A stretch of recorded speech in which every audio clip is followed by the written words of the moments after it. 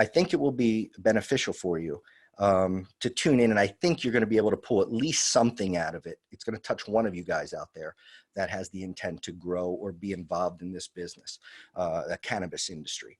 And so you'll pull some things, and I'm going to be speaking obviously to everybody, but most of this is going to be catered more to a new grower, because typically from what we've seen in our experience and in others with states opening up in this industrial hemp program, that there isn't a lot of people with a lot of knowledge for many reasons, but primarily because it was illegal to have cannabis. And so it's still a Schedule I drug on the THC side federally, but these states are opening up for what's called the industrial hemp program. And so people are getting involved in it, from my opinion, more of a standpoint of the fame and fortune of CBD, and everyone's heard of it and everybody's interested in it. And you can buy it at a gas station, to a pharmacy, to a vape store. And everybody's into CBD, and then obviously other cannabinoids that people are focusing on. But people are coming into an industry because they didn't have their hands on it in this state, in Alabama, or any of the others, for the most part, on a THC, recreational, adult use, medical, whatever you want to call it. It's then opened up into the non-THC or the industrial hemp, by law being 0.3 or less on the THC threshold. And so it's the same plant, but we have a threshold, and so it's considered industrial hemp. They made it legalized, like you all know and did all your research. And then you obtained a license, or you're obtaining one. There's also there's also people on this webinar that have an interest in getting into processing and handling outside of just growing, or maybe a multi-license. For us, we have a seed dealer license. We have a grow license for nursery, so we can sell plant material. We can play around with genetics. We grow, so we have a grower license, and then we also have a processor and handler license. So we can do extraction, and we do CO2 extraction. And later on, I'll explain why we chose to do that, what the industry model is, and so forth. But in doing this webinar, free and not charging, it's not typical. We're going to do one, for the most part, one every year for new growers. But we have a lot of content in the can already for the last year and a half, that we're almost 2 years now, that we've been shooting in various states, on the THC side, on the CBD side, or the hemp side, as far as educational series. So we'll move that into platforms such as YouTube and Facebook and so forth, so that we have an educational series that we can keep bringing to you, if you feel that I'm, contributing some value, or you're learning something from it. And so we decided to do this as free, and there is no catch to it. I'm going to throw my spin on the back end to give you an idea of why we started our business, or what we actually do in helping farmers, or why we only cater our business to farmers and not do other models, because it works for us. And outside of that, when I explain it to you later, it's already modeled, and it's already successful, and it's not a new concept by any means. But we just know that it works, and I can explain to you why it would work, or why you might want to model something like this, or be involved with companies like this. And so in bringing this to you, there is no catch. You're not going to buy anything. You keep your checkbook and wallet away, put the credit cards away. It's strictly information. If there's something we could do for you on the back end, you can reach out to us. It's no big deal. But primarily, we wanted to do this seminar because, especially last year in the state of Alabama in 2019, having the first year for the industrial hemp program, most people, if not the majority, I'm going to just say 90%. I don't know if it's less or if it's more. I may be wrong, but I'm just going to judge it by the amount of phone calls and the amount of people that have called us, always interested in information, or how do I get started. But for everybody that's on this webinar that is getting their license next week, 2020, when we all go down to Montgomery and you sit through the meeting, you'll get your license then, officially. This year, for 2020, our phones ring off the hook like October on, because there are so many growers or processors that are going to get into this in Alabama, apply for the industrial hemp program. And then they went on the list, on the ag department list. If I was on there, our company was, and you guys had your company on there, you probably received some phone calls. And I know some people are shaking their head out there, because I know quite a few that are on the webinar, and we've had conversations about a lot of different things. But we didn't have that resource as 2019 farmers. There was nobody to call. You had to have a hookup or know somebody that was in it if you really wanted to grow some exceptional stuff. And outside of that, the farmers that never grew this before, there were quite a few that really had some nice crops. Some of our partners, some of the people that are on this call, really did some beautiful work on those plants. For the most part, across the board, you know, so-so. And if I'm talking to you right now, there are some farmers out there that lost their, you know what, and got hit pretty hard or had issues along the way. And some of that is contributed to, or a lot of it is contributed to potentially not having the experience in this plant. And so we wanted to do a free seminar because really, guys, out of knowing this business or understanding it on both sides, and when I say both sides, I may refer to the weed game or whatever. I'm just going to say adult use or medical use or marijuana. I don't use marijuana. I say cannabis. It's more of a stigma to use that name. And I'll actually, at the end, and if not, someone please remind me to mention a YouTube video I guys want you to see about cannabis or about marijuana. Because when you watch it, and you can watch the whole 1 hour, 17 minutes and 35 seconds, which you should, you will really see what this culture is about and how it started, and not just necessarily from 1960 and the 70s and the hippies and Woodstock and all that stuff, but going back 5,000 years ago when it was used in China and it was used in India and all this stuff. And then to where it is now, you get to see the timeline, and it's very, very educational. They did a hell of a job putting it together, whoever it was. But I'll give you that at the end, or the title of it, and watch it, because if you're going to be in this end of the business, or you're going to be in cannabis in itself, hemp, with this program, you have to know something. And excuse me if I gotta get a sip or so. But it's interesting to me, guys, because I was saying a little earlier about the CBD and the fortune of what can be made. And I know there's some of you out there right now that are listening that are flush with cash or have a good reserve to play with, or a good, you just don't have 50 grand, 20 grand, 5,000. There are some there that have really planned or are in a position that have those financial resources. So there's a lot of advantage to that. However, in that whole scenario of the fame and fortune, or hey, we can sell CBD and we want our own product with our own brand, and we want a tincture, a cream, a vape cartridge, we want to sell smokable flower or pre-rolls, whatever you guys want to do or whatever your interests are. I personally have never seen, and by the way, this is not to offend anybody. I don't know, I call it raw. I'm just kind of very raw. I say what I say, and hopefully you get something out of it. It's not that I'm looking to make best friends or buddies or anything like that, although I would love to love you all, and we'll develop great friendships. But I just, and it's not even saying speak the truth. I just shoot it out there, what I'm feeling or what I think my opinion is, and hopefully historically it's right, or it's been right, or whatever the case may be. But I'm going to tell you from my opinion and experience, and then others, people that we touch, other dispensaries that are out there on both sides, in distribution, major growers from black market to above ground with THC stuff, and methodologies and what they do and so forth. But by doing that, my point is, I truly, guys, have never seen an industry in my life. One, mainly because it's been illegal so long, so nobody's got a chance to play with it.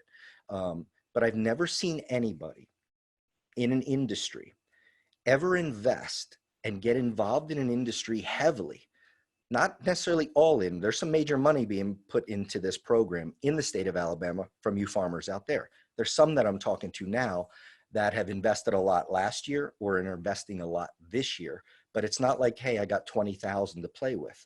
You got some money, and you need that money in order to do it a specific way. However, you don't have to have it. But my point is, I've never seen so many people get involved in an industry, and not just in Alabama, in all the industrial hemp states that are legal, that invest $250,000, $500,000 or more in this business. Point being, people are putting a lot of money in this industry, or in their business and in this game, without ever having experience, which blows me away. The 20 acres, 50 acres, 100 acres we're going to plant this year, and they've never grown cannabis before, blows me away. You like baking cookies, you like making bread. Typically, you don't put $250,000 into opening a shop in Birmingham or in Huntsville or in Moody or in Mountain Brook and pay the rents in Mountain Brook than you would in, say, Coleman in Alabama. put $250,000 in and not understand how to make bread, not to understand yeast culture, not to know how to proof it, don't know what temperature to bake it at, don't know what different yeasts react to different, elevations, whatever it may be. You want to own a pizza shop, go know how to make some great pizza. Kick butt in making pizza and then open up that shop. If you wanted to start an auto body shop or a mechanic shop, other than you being a business model or a businessman or entrepreneur, and you have the money and you're going to hire everybody to do it, and you're going to just kind of run the business or build a business. If you wanted to work on cars, and I brought my car to you, or I brought my truck to you, you got to know how to change whatever you got to change. You don't tell me to go work on the car because I don't know a damn thing about working on an engine. But there's some guys out there right now, as we're talking to you, that blindfolded, you could figure it out and you know it. But this is an industry, because there is so much hype, and it's going to be, whatever, $20 billion in 2022, and everybody's going to be rich. People get involved in this business and have no clue of what they're getting involved in. And I also am talking to you out there who has had generations farming capabilities, and you've already been farming thousands of acres of corn for Jack Daniels in Tennessee. You've got hundreds of acres or 10 acres and you have a tomato farm. You're growing okra, cotton, wheat, peanuts, whatever you're growing. Just because you have so much agricultural, or you are a true farmer, that's your business. You don't know anything else. You are a farmer. You might be a hell of a farmer. You might kick butt in growing tomatoes, okra, and cotton, but this plant is totally different. This plant is like any other. You could have the same seed, the same clone, and you could be in Jasper, and somebody else in Enterprise or Troy or Mobile will have the exact same seed, exact same strain, exact same clone, and your terpene levels are different, cannabinoid levels are different, morphology of the plant is different, because there are different climates or zones. If you're on the top of a mountain opposed to a valley or a riverbank, you have different zones and climates. And so a lot of people get into business and they go, well, we got to buy clones. And so where do we get clones? Do we get them from the guys in Alabama? Or you get a guy from Tennessee? You get a guy from Kentucky? Do we go to Oregon? Where do we go? So you have a million options. But my point was, again, people are investing a ton of money in this game and they have no clue how to grow it. However, some figure it out. And by the way, you can take a seed of a hemp plant and grow it in the crack in your driveway, and it potentially will grow. You can grow it in a bucket, and you can grow cannabis.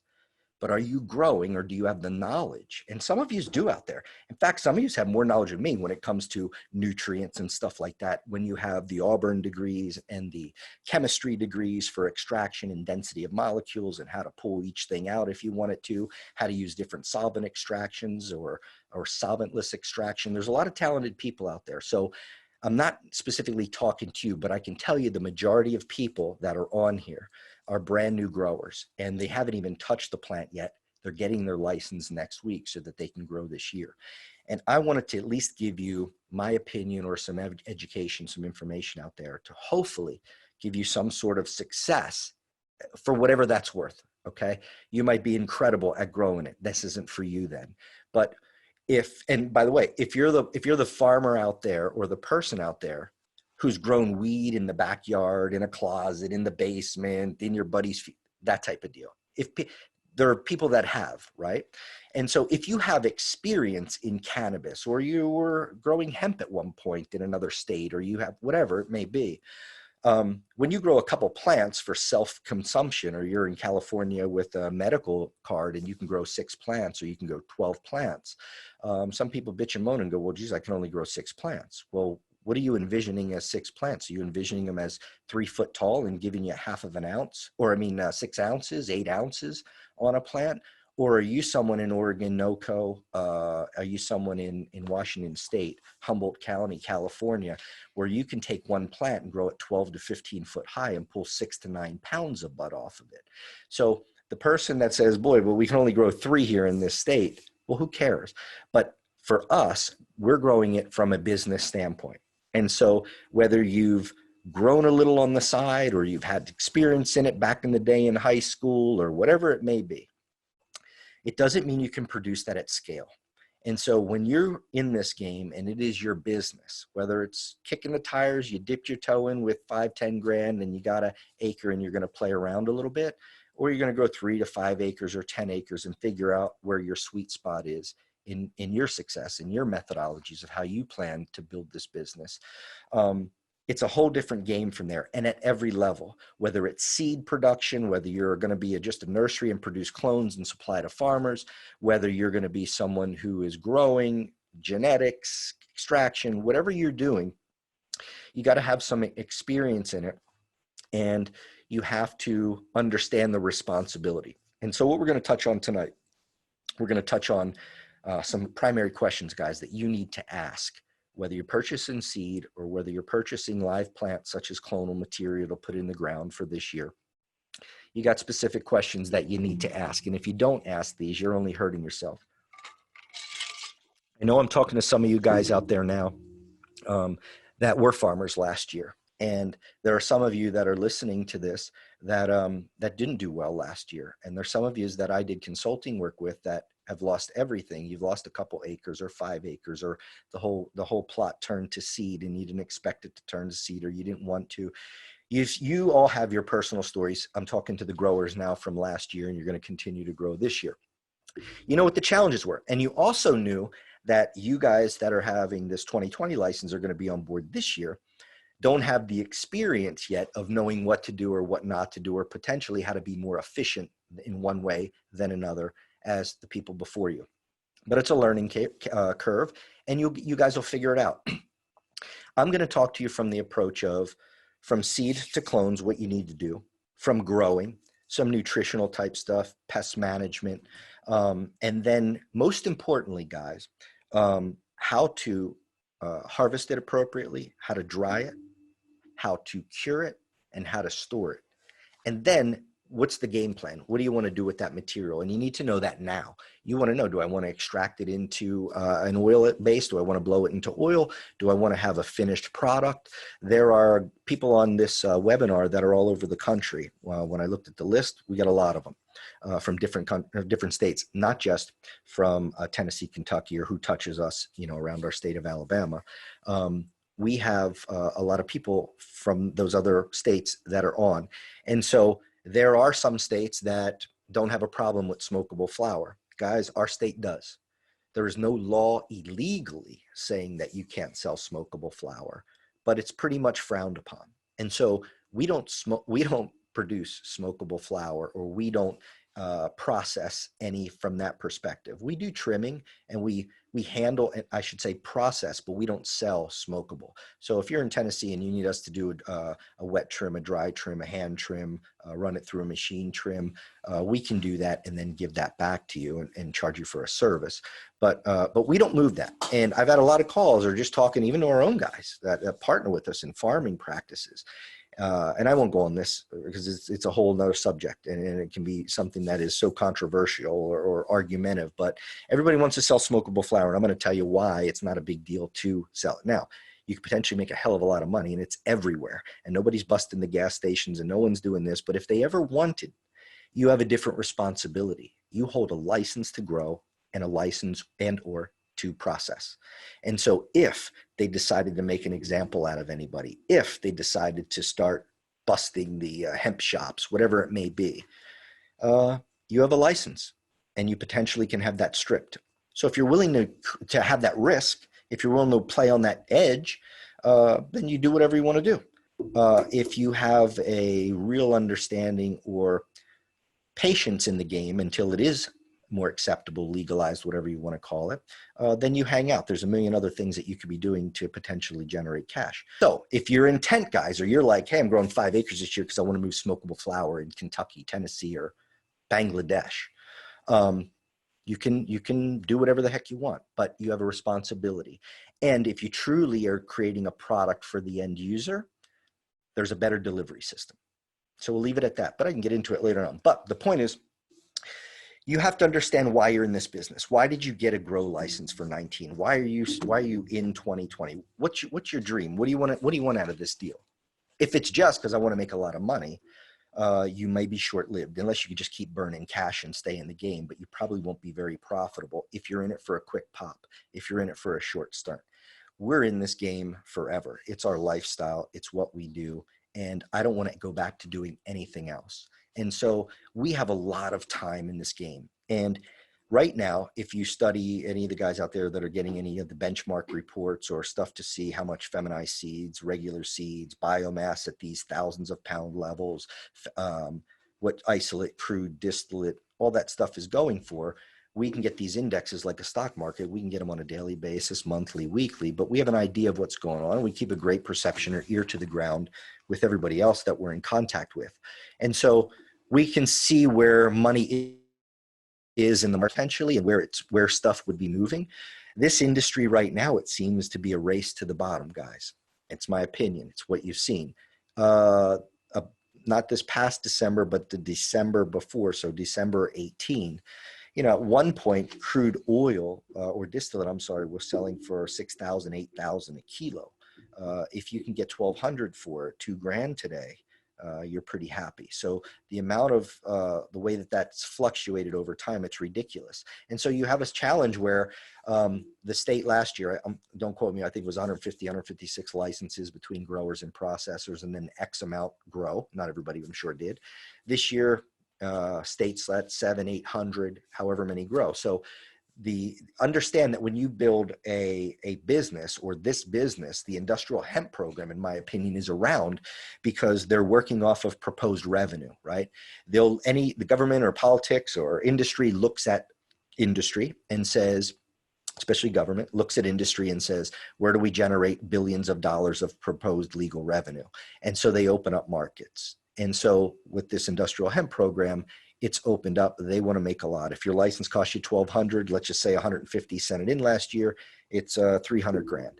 You have 800 people send it in and they make over $1 million. So understand it's at huge scale. And I want to tell you guys, we have a great relationship, I'm sure like plenty of yous, with the people in the state that run the program. These guys are overwhelmed. I mean, they're new. So everybody's saying, well, bitching and moaning about smokable, BSing or mad about this, or they didn't do this. Everybody's in that new. And so they have a lot of headaches. They have to track everything. They have paperwork like crazy. When you send Gail an email, she's got 500. She just doesn't have yours. She's got 300 that she's got to go over, 1 million of them. She works 7 days a week. And so they're trying. So patience is key. However, in this game, or in any game, if you are a failure, not you, but if the business fails, if you didn't do it and it blew up, or whatever the case may be, or you decide to quit, it doesn't matter. If they got to get to $1 billion in proposed revenue, when you step out of the game for whatever reason, somebody else just steps in and fills it. They don't care about you or your business. Nobody cares about your struggle or anything like that. You're in a business and they don't support you. The state doesn't have educational classes that necessarily that you plug into all day long and give you all of the success in the world. They're there to just take your application, and it's up to you. It's up to you to figure out GPS coordinates. It's up to you to get the email right. You understand? And some of you have gone through that. But to me, I'm going to make a statement that I believe in, and I'll tell you why. That is, I'll just say this. We're not in the industrial hemp program. We're in the cannabis weed game. And I'll tell you why. McConnell, Farm Bills, state regulations calling it the industrial hemp program. Fine.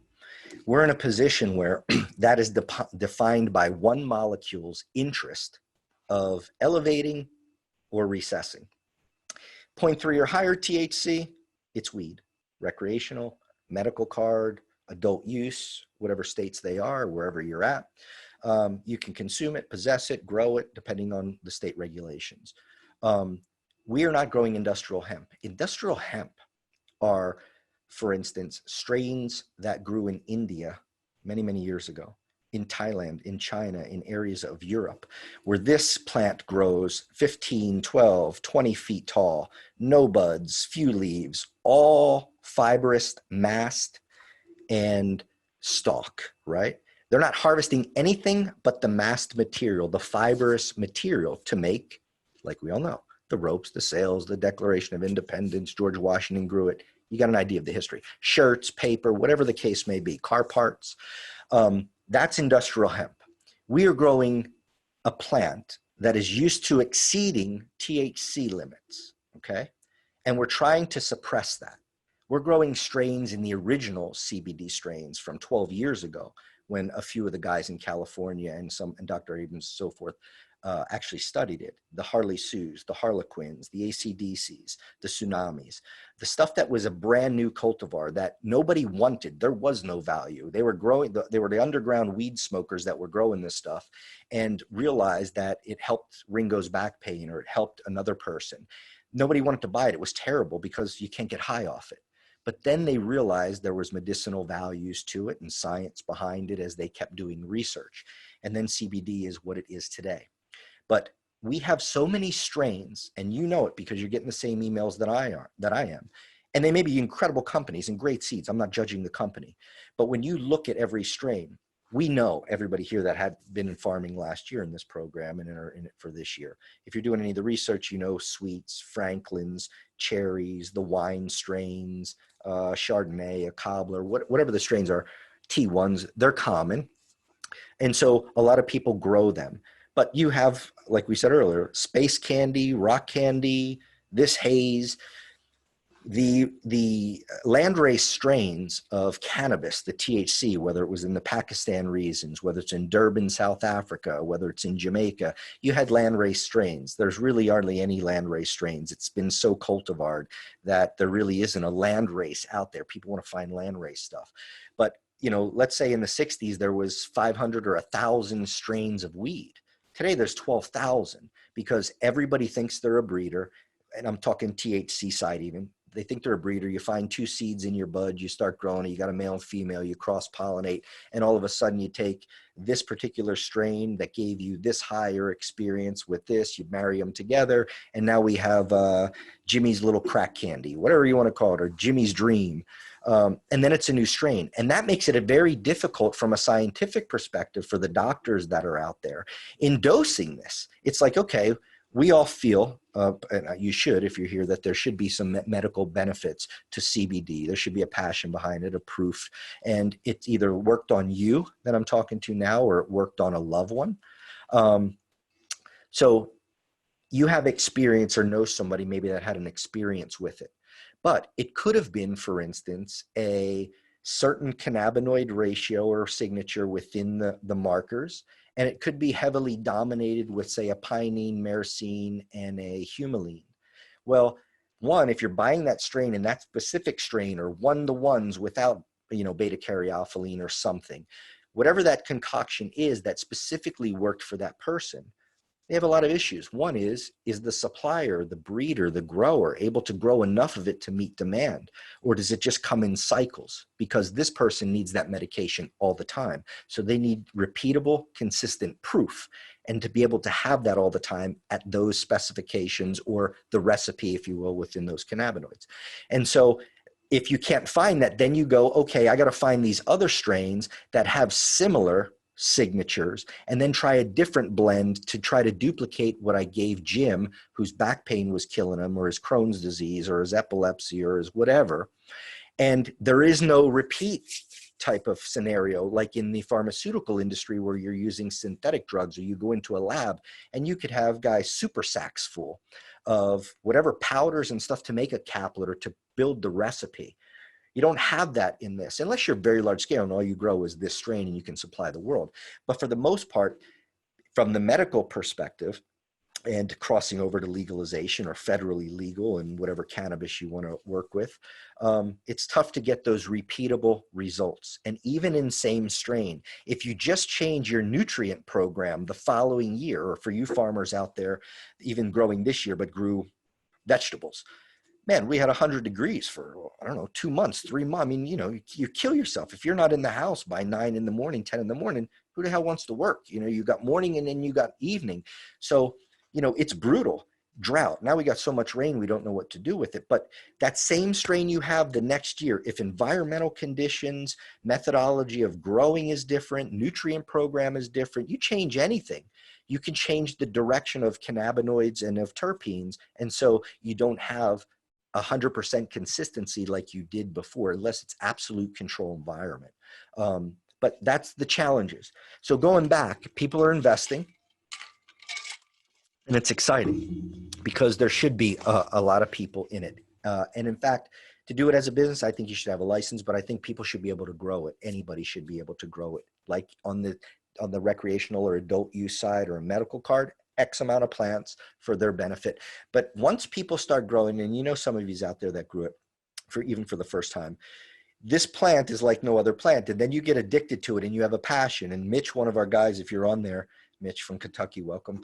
Man, he's a tobacco farmer, never grew cannabis before, and 10-footers, 12-footers, crazy stuff. But he showed me some things he was doing from a nutrient standpoint, and it's very obvious that they were the ones that were contributing to the growth in the plants that he had, but absolutely exceptional. Marcus, one of our guys out there in the Enterprise, Troy area, not a lot of experience at all with cannabis, but just did killer. I mean, he could do better, but he really did a nice job. And there's plenty of you guys out there that we've talked to before that really did a nice job. And then we know some that, you know, just didn't have success with it.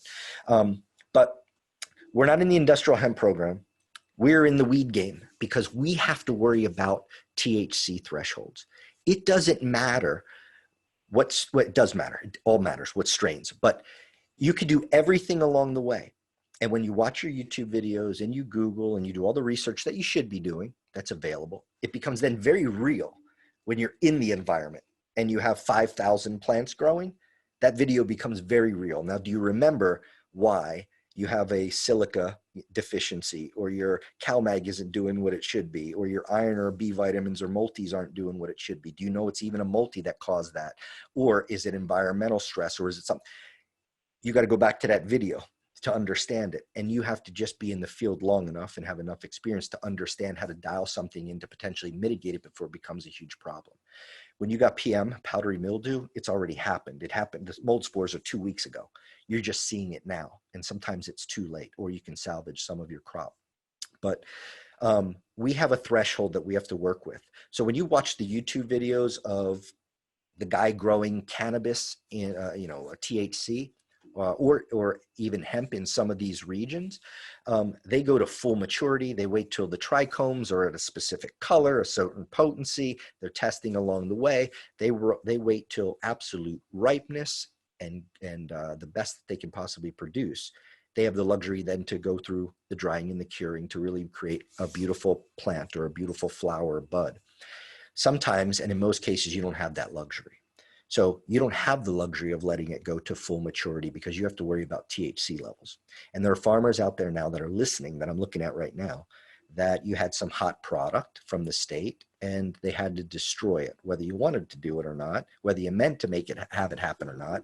Of course you didn't, but it happened. And so you had to destroy whatever it may be, however many plants that is. But, you know, it can also be a hit in your pocket. If you have X for a value on each plant, it can be a lot of money. And so let's start real quick with and because everything I'm touching on with this threshold of THC applies to everything along this chain from growing to extraction. And so you don't have, again, the luxury to necessarily let it mature. And these strains, there's some that mature and there's some that are good. However, a lot of these strains on the hemp side are not F2, F3, F4s, F5s, F7s. You don't know what an F strain is. You don't know if it's F1 or not, meaning a first generation. You need stability in those lines. You need 3, 4, 5 plus generations to be able to eliminate all the phenos that showed themselves in the other populations or SIFs to know what is the right plant out of all of them. And you may buy 2,000 seeds. I'm talking now seed. If you're buying seed, you might have 3 or 4 phenotypes, meaning different looks, morphologies of the plant. Leaves might wilt faster on this one, perform thinner leaves than thicker leaves. The flower might be more drier or not produce a ton of trichomes for many, many different reasons. Or then you might have strains that, boy, all these plants, they just look great. They're just the same. It's wonderful. So with this plant, because of that threshold, you have to be very, very careful. And so be very cautious. One, for me, we work with companies or choose or like to work with companies. A sweet spot is 10 acres or less. I love 3 to 5. If you're planting 3 to 5 acres, you got a lot of work. And we grow all organic methodologies. We're not certified organic, but we use all organic methodologies. We don't use any salt-based fertilizers. We use organic methods. We make our own composts. We end up adding some earth amendments to it. We do compost teas, and all that seems to work very well for us. In doing that, we don't really have to worry about pH that much, but your pH range is important if you're doing hydro, or if you're doing a granular fertilizer, or a salt-based or a chemical-derived type of fertilizer. And so in starting off, and all those things create stresses. Stresses can spike levels of THC. The difference between seeds and clones. First of all, you have regular seeds, which are male and female seeds. You also have feminized seeds. So there's a process to create feminized manually. You can trick the plant or introduce this to the plant in order to feminize the seeds. And so statistically, or the propagation rate, the percentage, you should have all feminized seeds, or a very, very high percentage of feminized seeds. Ones that kind of show themselves might be a hermaphrodite, where they're selfing themselves, where they're producing male and female parts. The difference with a seed opposed to a clone is you have a true taproot.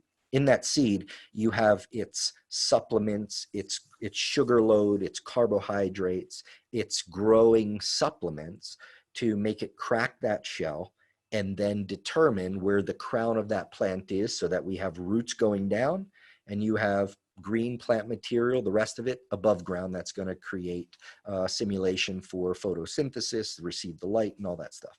So that seed does that, and you have a true taproot. And so when you have a true taproot, by the way, guys, for some that don't know this is a plant that loves to mine. This is a plant that loves to take up heavy metals, that loves to take up minerals, nutrient minerals that it needs from way down. So this plant has many different uses in areas where they need to control certain chemicals and mine stuff out of the soil or clean up areas. Over time and years, they've planted hemp back in the day to make all that stuff happen. But it's a very resourceful plant, but you have a taproot. And from that taproot creates, in our opinion, more strength, more life, stem cell, if you will, all of it's there. When you run into a situation, where you have clones, you don't have a taproot.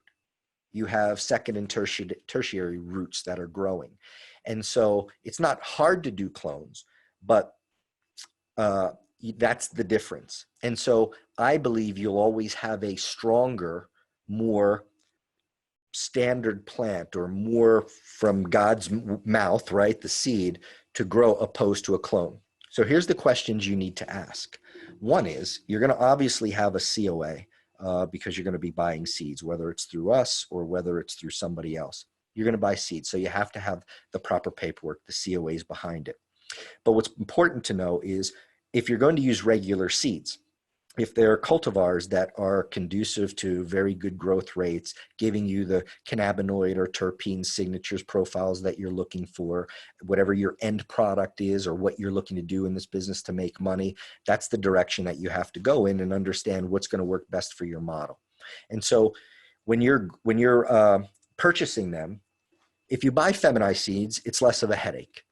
Because you'll walk the fields or walk your greenhouse, or if you're growing 1,000 plants or just in one greenhouse, or you got 5 acres, you got 20 acres, you're not walking it. And if you're walking it, I don't know how you're going to keep your eyeballs on all of them unless you got 100 employees. And so you have to understand that scale. But it's kind of, not a lot of work to it. As far as growing, it's the same, but you don't have to worry about males. You don't want the male to populate the female, because then she'll produce seed.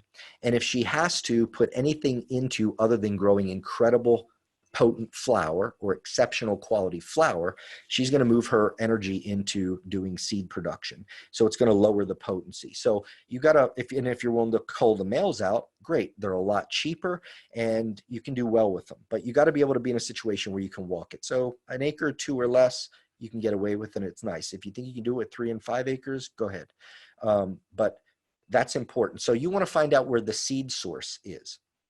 And you want to find out specifically how they're harvesting those seeds from the plant, meaning not how they're mechanically separating it or picking it off. But what I mean is, are they introducing or growing these seeds in an indoor cultivation? Is it an indoor grow under high pressure sodium, metal halides, LEDs? What's the grow methodology? Is it indoor? Because those plants are conducive to indoor environment. And if they've been growing strains of it, you may see a difference in outdoor. If you're buying clones, these are the most important things to do. They're easier to start off with. They're more expensive. but you better ask these questions, because at every point in this model, from seed and clone guys or ladies out there, to growers, to consultants, to extractors, everything that we do, there's a percentage of shady people that come into this business because they see opportunity. So with clones, okay, you need to ask these questions. One is, what was the parental stock? So what stock of mothers and males? Did they lay a male on top of females to generate these more seeds, bigger stock? How long have they been trimming these clones off of their mother stock? How long? I swear last year on a consulting job that somebody who sold a farmer clones, my opinion, took clones of clones, and the farmer couldn't harvest anything. It sucks, man. You can't do that to people. You have to have great intent. And if you go and buy clones, you want to know the parental stock. One, did they have a tissue culture done on that plant material? Was it propagated that way, or was it by seed? Was it propagated indoors and you're selling it as an outdoor because your grow methodology in Dothan is to grow your 5 acres outdoors? If it was clones from indoor light deprivation greenhouse, it might not have the same effect. It might not do well for you. So you have to really find out what your purpose is. And so did it have any viral contaminants? Does the nursery or does that breeder, does that grower know if it has any viral contaminants? Because the only way to really do anything about that is a meristem scrub, then moving it into a nodal scrub to understand if there's anything there. And not even knowing if it was virally infected, the breeder might not even know. In fact, most don't, and most don't care, because most go to North Carolina, Tennessee, and somewhere else and buy 100,000 of them. They bring them to their shop and then they move them from there. So are they the true breeder? You want to find reputable seed companies that these breeders, and by no means we get paid by anybody. We're not partners with anybody, but HGH Seeds is a very reputable company. Those guys are on their game. They do a very nice job. A little bit more expensive than most, but it's worth it in my opinion, because I've seen a lot of their genetics and I know some of the guys there, and they really do care about the product, the seed itself, and they really do a nice job. And then there are many others. So I don't want to drop names or anything just to not for somebody else to benefit, but I'm just saying, make sure that they're very reputable. Just don't go buy your clones because Hank, the farmer next to you, said, go to Tennessee to Jim's place and buy your clones. Be a little smarter. Not that he doesn't have great clones, but ask questions. Nobody asks questions. So ask questions. How long have you been cloning off of your mother plants? What is your methodology of cycling through mothers? How do you raise your mother plants? What males did you lay on top of the mothers? Did you find any viral, did you ever do any type of test analysis for any viral type of, because that's huge. And let me tell you why. I've had plenty of people call us and be in a situation where they don't want to grow, but they want to be in the seed business. Or I don't want, I mean, and listen, these are some of you on this webinar, okay? And I'm not talking specifically, so I'm not going to ever mention names, but there are some people on this seminar that want to do clones and don't know anything about clones or plant material. When you ask them anything about them, for the most part, they don't know. Now, the ones that do, they do know, and they're good. And so you got to go look at them and make sure that you're buying a plant that's going to work well for your type of growing methodology or what you want to do. But there's a ton of people out there that are selling clones and selling seeds all over this country that are not reputable, that are terrible at what they do, that are only concern is to make 300, 400, 500 grand in 3 months. And they're out of the game and they wait and they go on vacation and they do their thing until the next season. So you have to understand who you're partnering with or where your seed source is, or your clonal source. And so then you want to get them in the ground. You get all your clones. My opinion, for most, I like 4x4 spacing, and I like 2,650 plants per acre.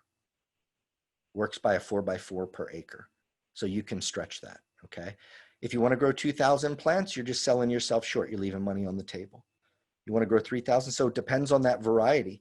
We have a genetic that we played with that shows 3 different phenotypes, and one plant grows this specific way. Trichomes are rich and dense and sticky as hell.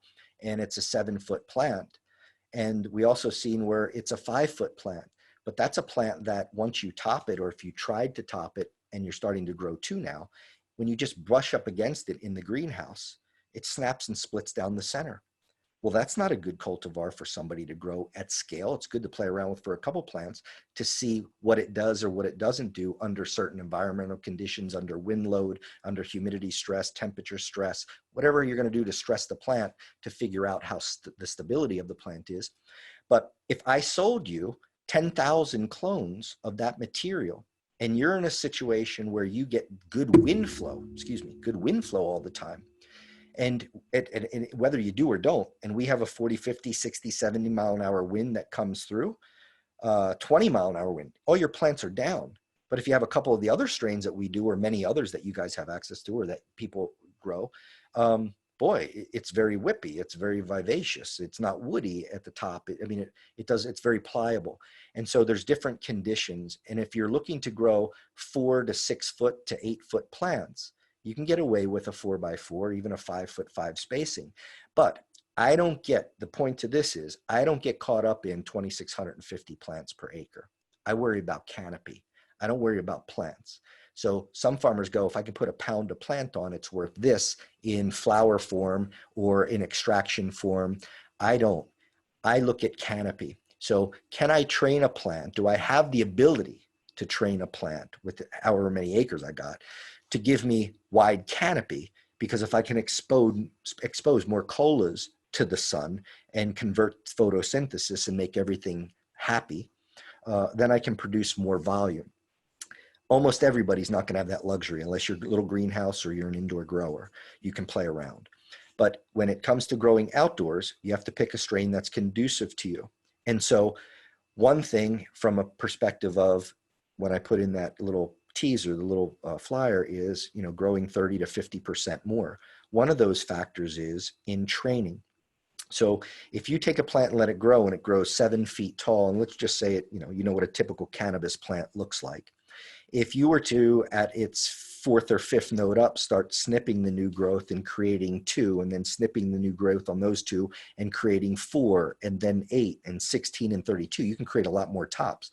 And when you're creating those tops, as long as you have specific nutrients that are going to strengthen the cell walls, strengthen the vascular system of it, strengthen the stems, strengthen the leaves, you can really accentuate or really blow that plant out and make that work. However, when you do that, you accentuate THC levels.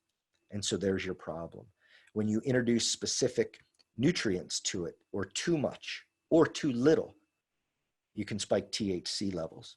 When you put it in a situation where we have incredibly high heat and humidity, you stress the hell out of that plant and can spike THC levels. So you need to be able to, throughout the whole grow season, especially going into the flower, really, you need to start testing that material so that you know where your threshold is. So if you have a strain that you see in the advertisement that you just got today or yesterday from the email and the new seed company or the one that's been here for 100 years, and they say we have CBD levels that are 18, 19, 21%, CBG 50%, whatever it is, I shy away from them because I don't believe that they're stable yet. But it also means I haven't put my hands on everything yet to know for myself if it really works like that in my environment. But what's respectable to me, what's respectable for industry averages is 10 to 12%, a true 10 or 12 on the back end when it's cured. If we can hold those, we can really do some nice stuff and pull some great cannabinoids out of them, some full spectrum oil.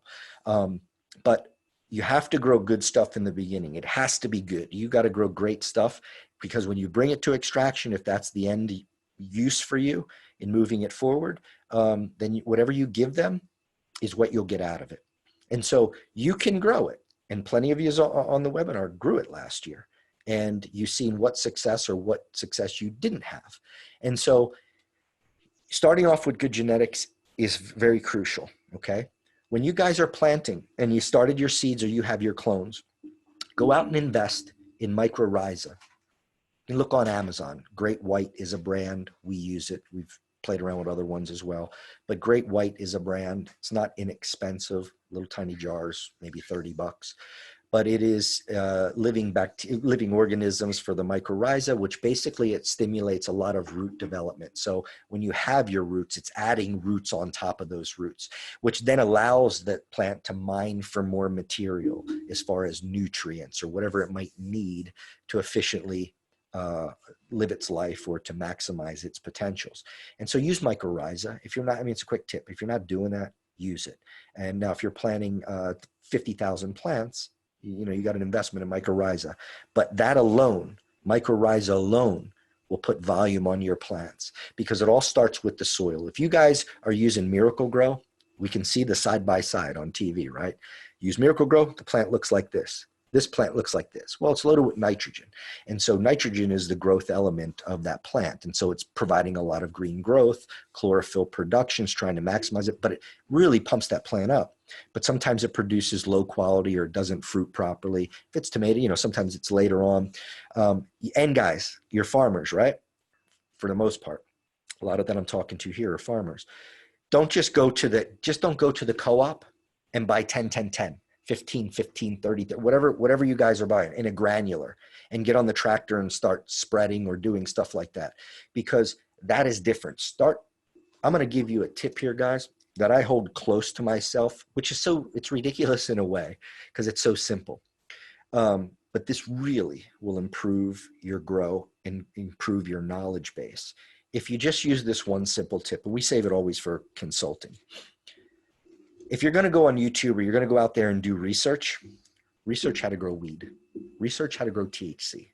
Don't research how to grow industrial hemp, because we're not growing it. You're not producing paper for the mill. Now, some of yous may, and some of yous may be producing technology so that we can produce a better fabric or a more efficient fabric and save water than our cotton farmers. Not to put cotton farmers out of business. I'm just saying to advance this type of program so that there are more uses. Maybe you have a manufacturing facility you're putting together so that we can make hempcrete or car parts or plane parts, whatever it may be. I'm all for it. But just understand, in that process, in that methodology or model in this industry, you got to have a ton of cash to play there. And there's not a lot of it now. The fiber material is so cheap, it's pennies, that you're not going to make any money. If you're looking to produce seeds so that they can crack the seed, produce hemp parts and sell it in hemp protein or on Walmart shelves in a product, there's money there. But Canada is already kicking butt with that. They're already a huge seed producer and a producer of oils, hemp oils and proteins and all that other stuff. But that may be what you like to do, and it may be your passion, and that's the direction you're going in. That's fine. Whatever makes you happy. But understand there's more money on this side, and not that it's just all about the money, but there's going to be people in this webinar here that I'm talking to that might want to just you want to have an ancillary system to support farmers, whatever that may be. So that's great. Live that dream and go balls to the walls with it. I mean, live your dream, do what you need to do, but just be very knowledgeable and understand it. And one thing I can tell you guys, you got to be patient. This isn't a game, man. If one of you right now is going, I'm putting 20 grand in this year, and if I lose it all, I'm done, or I'll dip my toe in, you've already lost, because there's too many great people here. There are people on this webinar right now that are backed by major companies in Colorado or in another state or potentially another country, because you own 1,000 acres and they want to grow 500 and you worked out your deal with them. Those companies have already got licenses in our state to produce. And so you have to have those good genetics when you start growing, and if you trained and did canopy, so you can in indoor, but you start to build those profiles. But anything you do to this plant has the ability then to pump up the THC levels. And that's what we want to mitigate. So in a lot of times, you don't have the luxury of waiting until it's full maturity. Now, some have, but you have to be careful of what those levels are, because if you're at 0.3 or higher, and I think they're going to have a threshold, I don't know what it is exactly, but whatever it is over the limit of that 0.3, and you have to destroy it, it's game over. It means you're done, and you don't have a successful crop. And so it's very key. We don't have to worry about that on a THC side, because they're looking to get in the 20% club, 25. They're producing strains that are 31% THC that I've seen. And so that is the game on that end. How high can we get? How great can, and that's not the game that we're in. And so we're producing this product, us personally, for the medicinal purposes, to have a high-end craft product that we can move into marketplace, whether it's wholesale or retail place.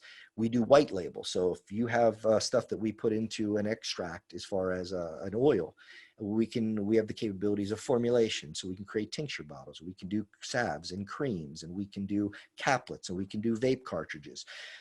And so it depends on what you want to do on the very back end. When you're growing that plant, this plant needs 17 elements in order for it to maximize its benefits. And so in that flyer, NPK is not everything. It is the foundation, your nitrogen, your phosphorus, and your potassium. Your growth element of that plant is your nitrogen.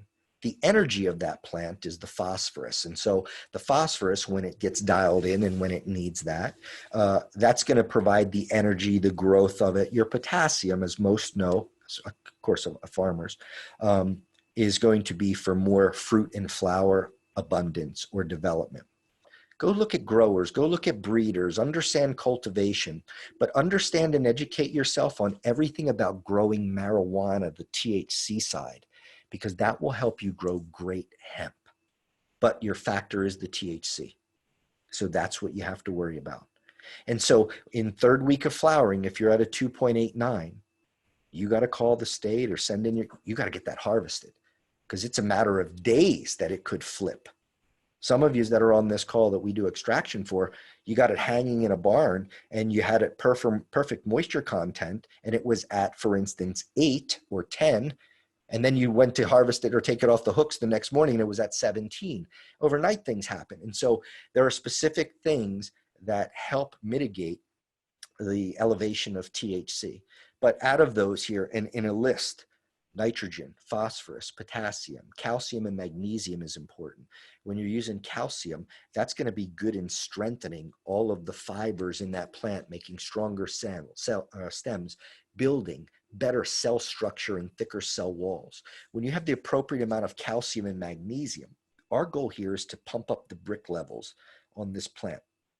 Excuse me, for those that don't know the brick levels, the sugar content or the load. The bricks you would know if, I love to make wine, but if you're a home brewer, wine, if you got the still in the backyard and you love making moonshine and you understand that process, the bricks, right? So you want to get the alcohol in there. When you introduce the sugar into it, the yeast eats the sugar, converts, and it starts to produce alcohol. But we want to pump up the bricks layer. So same thing, imagine if you're a peach farmer or apples or tomatoes. In order to create the best flavor, you want to pump up the sugar load. And when you have a sugar load that's 12% or higher, in most cases, it prevents a lot of sucking insects from damaging that plant. When you have the right amount of calcium and magnesium uptake in that plant, and it doesn't get locked out, and you have good aspiration, good flow, good transfer to all the other areas of that plant. When a PM spore lands on that leaf, a powdery mildew spore, when it lands on that leaf and it shoots out a propagation tube, it wants to get into that interstitial tissue of that leaf to find the water source to be able to grow. Mold grows with humidity, with water, right? Well, if your calcium has, or your pectin has sealed those walls because you knew what nutrients to dial in, then you won't not even see that mold spore, because by the time that mold tube gets in there to suck the moisture it's expecting to get, and it basically hits a barrier and it can't get through that cell structure, then it dies. And so when it comes to powdery mildew, there's a few things. Is your calcium right? Is your humidity right? Do you have any airflow? So if you're in a greenhouse and you don't have fans circulating on it, you're going to have probably powdery mildew issues because we have a lot of humidity here. And so you have to know that. Amino acids. What do amino acids do? What do B vitamins do? And I'm looking at just the notes on here. Silica, kelp, humic acid, fulvic acid. Some of you have used kelp in fish emulsion. So from an organic standpoint, you want those minerals. You want those elements. And so when you build living soil opposed to the Miracle Grow concept, you're putting in good stuff to them. You have to be very cognizant of what, and this plant farmers, unlike everything else, really love specific things at specific stages of their growth. When to hit them with a little B vitamin. Why hit them with yucca? If you use a natural organic yucca and you guys out there with however many acres and you ran all your drip lines and you get any calcium lock in it or limestone or lime scale or anything like that, if you're using granular and it's not 100% water soluble and it breaks down over time, and you're using salt-based nutrients opposed to organic, then you're going to clog emitters potentially. And if you do that, then you're not getting a good flow rate. You're not getting good pressurization. Some plants aren't getting their consistent amount. If it's 1 gallon per whatever, they're not getting the same load. And so if you want to flush out your lines, guys, okay, little tip for you, use yucca, because it makes water wetter and it cleans. It helps with lime scale. It helps with magnesium or with calcium composites and lockout. And so there are little tips that you need. And so all these different things help. Silica strengthens the leaves. It strengthens the wall. So you have to know that. So it's not like, hey, we're just going to go off on our own and do it. Look, that's what everybody does. But is it worth to pay me for consulting, or us? Is it worth to pay a company? Is it worth to find people or companies that have a background or more of an education maybe or expertise in this particular business than you? Maybe it is, maybe it isn't. But either way, you'll go out there and you'll learn. But this plant loves specific things at specific times throughout its life cycle. And then once it gets that, the difference is you do have 30% better flower and bud. You do have more sugar load into it. You do accentuate terpene profiles much greater than not. You can bump directions of cannabinoid levels if you know what to give them to push or steer things in certain ways. So when we talk about cannabinoids, right, all the ones that are out there that are known, and terpenes, cannabinoids to me are like the engine, okay? They're the engine of the car, and the steering wheel is the terpenes. And so for us on our end, and maybe many of you that are in a position like we are in this business, that if from a COA or a test, whether it's a potency test, terpene test, when I look at them and I see different humulene, tryptophan, limonene, tangine, all these different ones, beta-caryophyllene, and all the others that are out there, farnesene. When you see all these terpenes, if you know what each terpene is, or you have an idea of what their smell is and what their value may be from a medicinal perspective, and you know what cannabinoids then do and what they particularly drive or lean into, where a CBN may be a little bit more sedative, if it's banged out with some caryophyllene, some myrcene, some pinene, it might on a COA to a formulator or to someone in extraction go, got it, really nice strain. It's got a nice profile here, respectable percentages. This might be a product that could lean towards a sleep aid, or lean towards someone with an insomnia, or someone that needs to sleep, or whatever it may be. You see certain directions of terpenes or cannabinoids and go, wow, this is a great pick-me-up daytime deal in a drink, in a pill, in a whatever. But you get to play and you get to know. Now, whether or not it proves to be that, you have to have consistent, repeatable results for it to prove. But once you do, it at least, if you know what you're looking at, can steer you in a direction. So whoever you may be using as a processor, or whatever your goal is at the end of growing, do they have those capabilities? Do they understand that? If it's a white label product and you come to me or you go to an extractor and say, we'd really love to have our own 1,000 milligram tincture bottles. And what's the best way to do that? Here's what's cool about Here's what's cool about what we do. As far as I know, we're the only one, but we're the first integrated vertical cannabis company in the state of Alabama, at least that I'm aware of. But one of the things that we do with our technology, so don't do this because we're the only one that's allowed to do this. So don't do this if you're a processor and listening right now. We grow spearmint, peppermint, chamomile, comfrey, 2 forms of lavender, which is linalool. That's the terpene in lavender. With us, when we take, and I'm going to show you something real quick. Excuse my voice. When we take our full spectrum raw out of CO2 that comes out of our machine, we produce an oil that is incredible. We produce an oil that industry calls crude through the ethanol guys, and they have to get through 2 distillates. So when you're doing ethanol, guys, or for farmers, they have post-processing. And so they don't have the ability to pull terps. A CO2 machine can pull terps. Ours specifically can pull terpenes. So when we do an extraction, depending if it's conducive to the marketplace on the back end, we can strip terpenes. So we can pull the flavor and the aroma right out of that jar. Where's my terpenes here? Okay, so we can pull terpenes and we can create also terp oil. I don't have any over there that's clear. terpenes are real clear. They're water-based. This is our terp oil.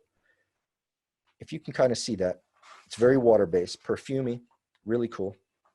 But there's a little bit of oil in here because we were creating this for a client that wants to cut their vape cartridges. But here's our oil. When you pull a raw spectrum out of here, this is what no ethanol guys can do because they have to post-process. But this is a little bit tough to see. But when I pour this, if it's focused on it, if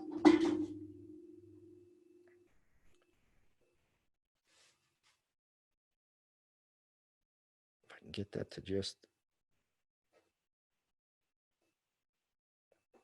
that's what pure raw cannabinoid oil out of our machine looks like.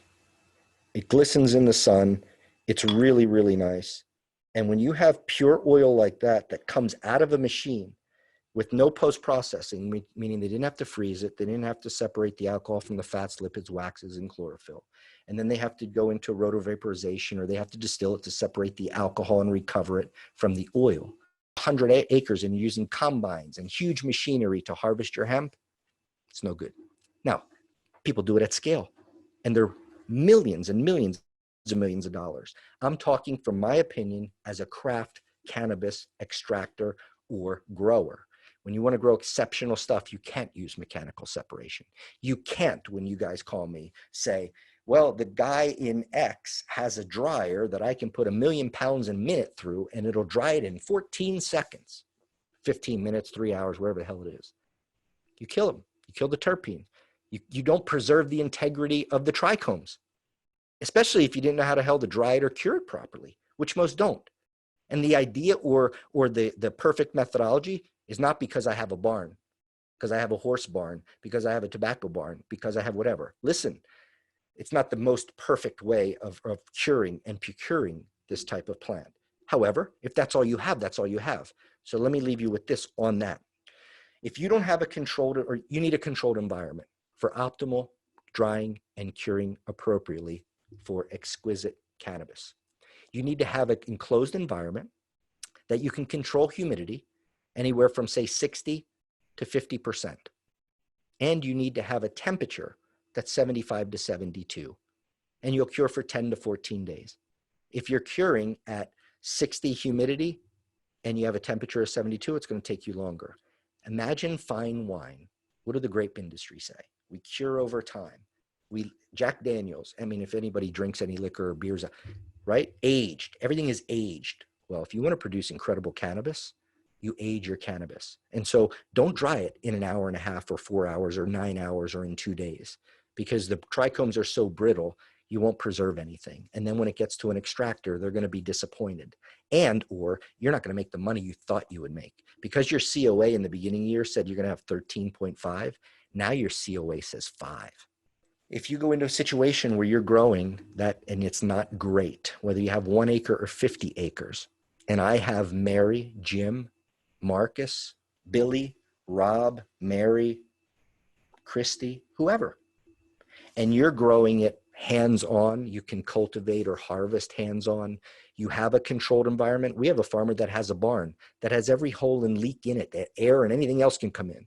And this person's going to seal up this whole barn because it's a wonderful space to use. So they're willing to make a small investment to seal it up, put the exhaust system in, put humidity, all that stuff to cure incredible cannabis. Now they're also curing a couple acres. They're not curing 50 acres. So from a logistics standpoint, many of you farmers know it because I know some of the people that are on here. When you harvested last year, could you find the building to rent? Do you have the building that's 5,000? Well, Lou, how much building space should I have if I'm growing 5 acres? I don't know. Imagine 2,560 plants, 2,750, 3,000, 2,000 plants that are 5 feet tall, 4, 5 feet wide, 8, 10 feet tall, 5, 6, 7 feet tall, and it are wide, and you cut it and hang it upside down in wherever you're thinking of putting it. How many plants can you put in there? How many can you put in vertically to use all the cubic space? I don't know. Do you have to invest 100 grand in a building or 20? I don't know. That's what you got to figure out, or we can help you figure out, but you got to know that. And so when you harvest, can you harvest just lopping them down or harvesting them and putting them on a trailer and not just throwing them through the wood chipper, throwing them on the back of a truck or a trailer? Can you just lay them down and then harvest it, debuck it, do those things that you have to do? And then you have to hang it. You have to have appropriate airflow. By the way, guys, don't have fans blowing on your stuff directly. You need good air circulation when you're drying. But really, the drying is important, but the curing is key. So if you didn't see a video, in fact, if you go under Unique Botanicals under YouTube, you'll see a video I just shot out the other day. I meant to shoot them to you guys, and I couldn't figure out how to get it to you. But anyway, it's on YouTube. And you'll see there how we create living bud. Like our bud when we cured it, it was from October, and we were doing for seed, so we need to clean the seed out because we have a lot of seed. We're growing only for seed. But it's cured so well that when you move piles of this that's milled into like a coffee ground consistency to put in our extractor, it actually just crumbles and falls real slow. It's like things are crawling in it. Well, if your cannabis or your flower isn't doing that when it's ground up, it should. And if it's not, then you got to figure out how to get it to that way. And so you'll be in a situation where you have to then grow it and you'll have to harvest it. So can you hand harvest? Or gently harvest, or can you harvest it in the most gentle way possible? And so if it's dried appropriately and it's cured appropriately, then it would come to us as an extractor, or you're selling it.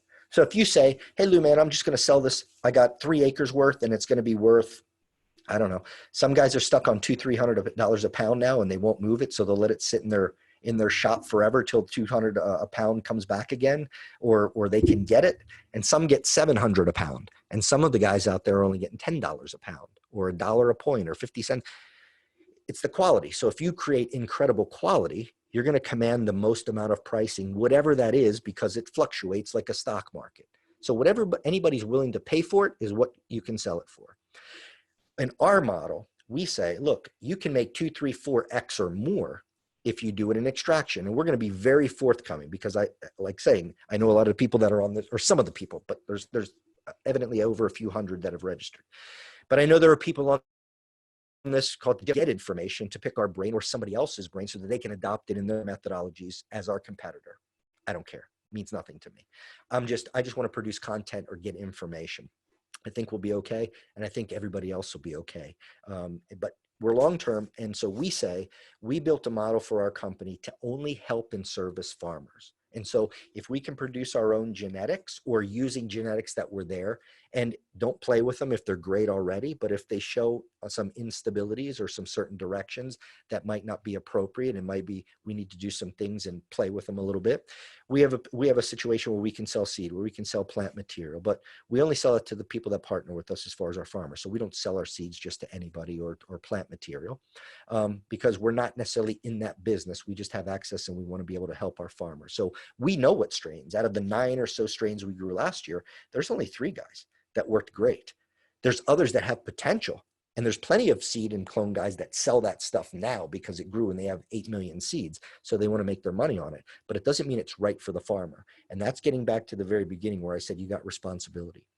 If you're in a situation, farmers, that you're buying from us or buying from anybody that can move seed or plant material, and you just spent $48,000 with that company, or $300,000 or $5,000, and I said the germination rate is 91%, and you got a 20%, and you did everything I told you to do in germinating them, I got a problem.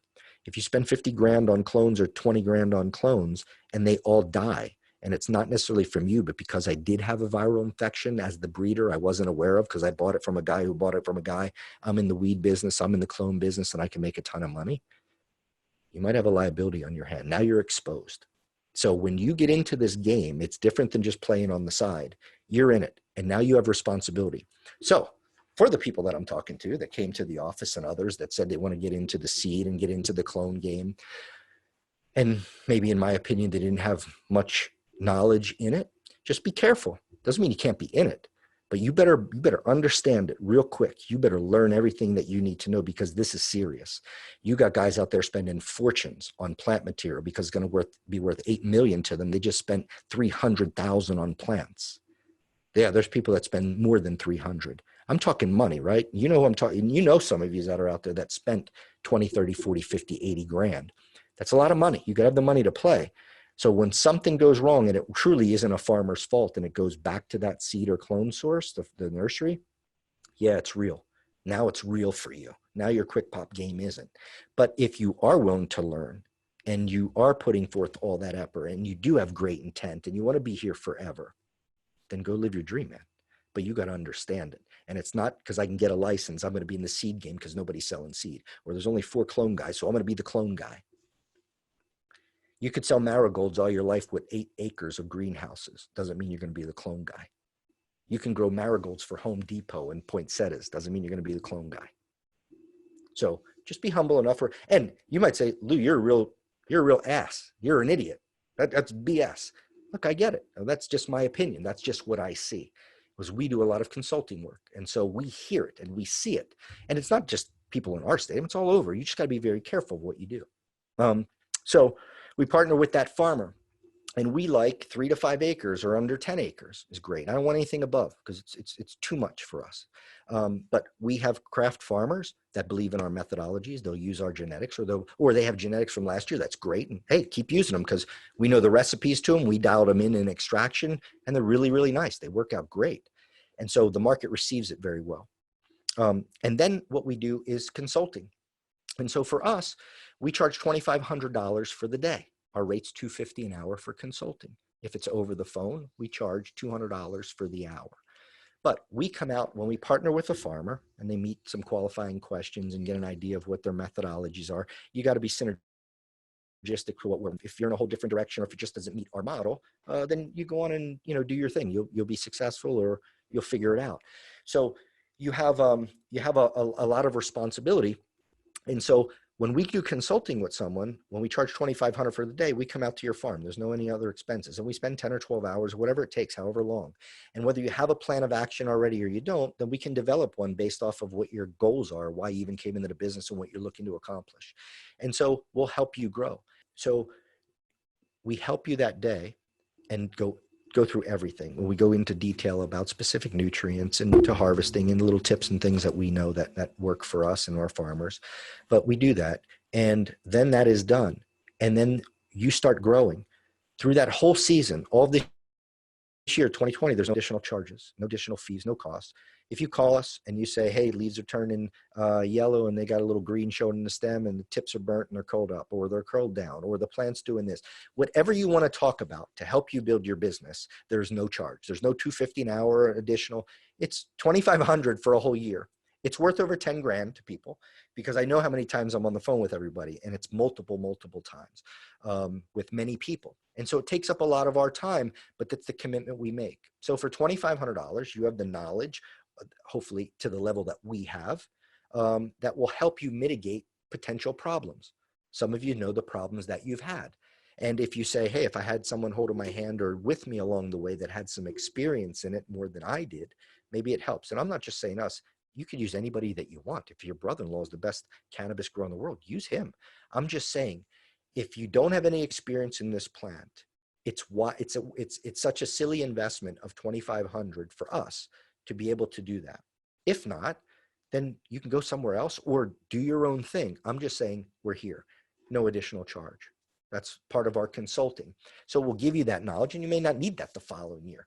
But then what happens is we show you how to cure it and dry it appropriately, storing capabilities, schematics, if you need a building, if you need to do this, if you got to pressurize drip lines, if you got to put a well in, what's your water source? You got to think about that, a whole bunch of different things. But then when we get it, we do the extraction at that point. And so when we get the extraction, we end up milling it. We do tests on it. Our test, geez, I don't know how much to do. It's there's some that we do that are like $500-600. I think some of them we do are like $300, but we do like a 6-point inspection on it, basically, where you have potency levels that are telling you all the cannabinoids in it, your terpene levels, your filth, your mycotoxins, your pesticides, your heavy metals. You got to have all of that stuff, because when we go to sell a kilo in the marketplace and we spent, I don't know, $70, $60, $100 on a potency test to say, THC threshold's fine, it's 2.1, and our CBD is 9.6. Wonderful. And the kilo commands X. If I spent $500 on a test and I look at every mycotoxin and I could see whether or not I have lead in my plant material, or cadmium, I could see whether or not I have ethanol or alcohol level, and I give them terpene levels and I test for mycotoxins, and now I present that to the end user, you, my customer who is purchasing our vape cartridge or our tincture or our kilo, on an open market or a wholesale market. I've been so transparent with that transaction that I want you to know that we've done everything possible on our end to make sure that it is absolutely safe for human consumption using the cleanest type of extraction possible. Okay? So that's what we do, because it's worth 600 to me. If a kilo is moving, I'm just making this up. I mean, we have kilos on the market right now, guys. Listen, $2,800, prime stuff that isn't moving. I want to tell you, listen, for guys out there, and you know who you are, that are partner farmers of ours, and I know many others that aren't, that are trying to move product in every state. It's brutal, man. It's tough to move product. Now, you want to move it for $1,000, and then you go, well, shoot, if I move for $1,000, at least it's something. And you're right. But the market is, there's so much. And now, so you got 1 million farmers and you got 2 extractors, or you have 20, whatever. Then you go, well, shoot, I'm going to get the money to be an extractor. Well, okay, go be the extractor, because there's so much biomass, it's ridiculous. And we don't buy it. We don't pay it. We have people that call us every week that say, hey, will you buy my 50 acres? Hey, we don't buy it. We don't buy it. One reason is we're self-sustained. We can grow our own if we need to accomplish everything we need to move product into the marketplace and say retail. But we partner with these farmers in this scenario so that we can help move it. What's unique about us, what I said earlier, guys, because I'm going through, I'm all over the place, was don't use this idea, it's only ours. You can't use it if you're a processor or anybody else. When you buy our stuff, our tincture that we formulate, when you buy ours, you know, you got cinnamon, orange flavor, peppermint. Guys, we go into the yard. We have 100 feet by 4 foot wide of peppermint growing, and spearmint or linalool, lavender. We can pull that plant out of the garden, spearmint, peppermint. We can dehydrate it. We can mill it.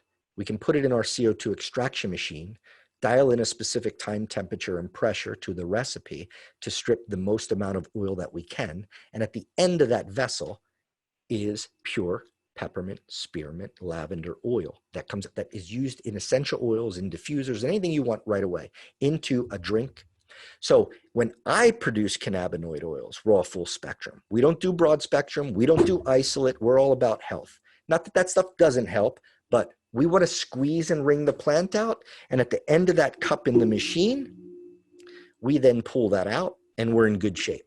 When the other guys pull it out in an ethanol-based machine, they have to pull out stuff that typically is much darker and then needs to be refined. And that's why kilos of crude and alcohol, ethanol right now in that game, $300, $200, $700, $800. They don't command as much, because what we produce is crude and distillate. All the wax, chlorophylls, all the stuff is left behind. We don't post-process. We can treat it with the most care. We don't have to decrease temperatures and freeze. We don't have to elevate, because you kill. So what happens is we can strip terpenes. And when we strip those terpenes, we can then introduce it back into our raw full spectrum oil. And when you introduce it into a raw full spectrum, can you see that oil, that drip? That oil right there is what comes out of our machine. Exactly the way you see it. Not refined, not any other way. I got to have some.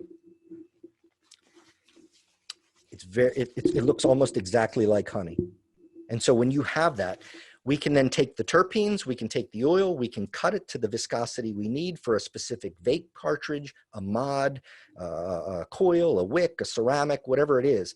And we can go right from the machine to tinctures, to creams, to vaporizers, to pills, to edibles, without any post-processing. And when we squeeze the peppermint, the linalool, the chamomile, and added it as a flavoring to it, opposed to food grade flavoring,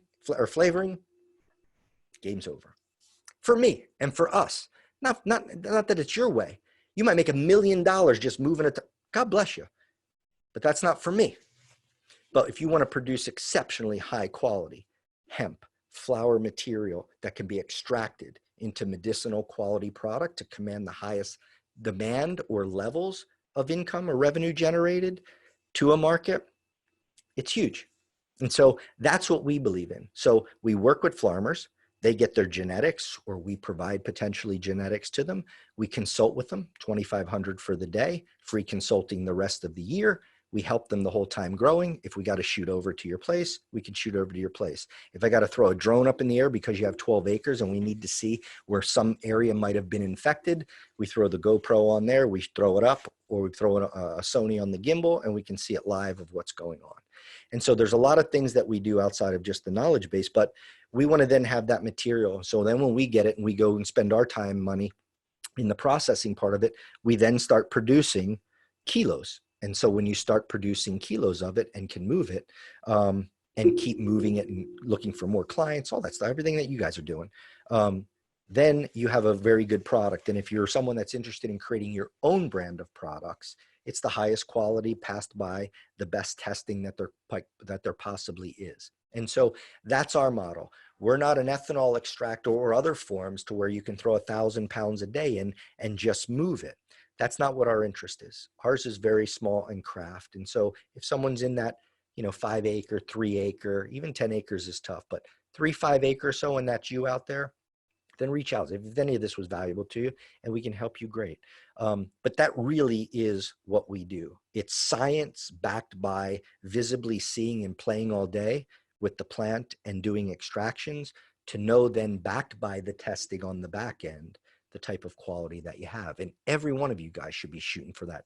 I don't care whether you use me or you don't, or I should say not me, my company. Whether you use Unique Botanicals or not for any of your needs, this might hit something. It might spark something or touch your heart in a way that somebody else that does that, or you're looking for somebody else that can do this or help you, or maybe we can't help you because we just have too many to work with. Regardless, if that benefits you from a consulting standpoint or from extraction, just know that no matter who you go to for your extraction needs, just provide them great plant material. Your intentions are great. Your intentions are that you want to grow it and produce. You can, but you just might not have the knowledge base, and it might come later on to you.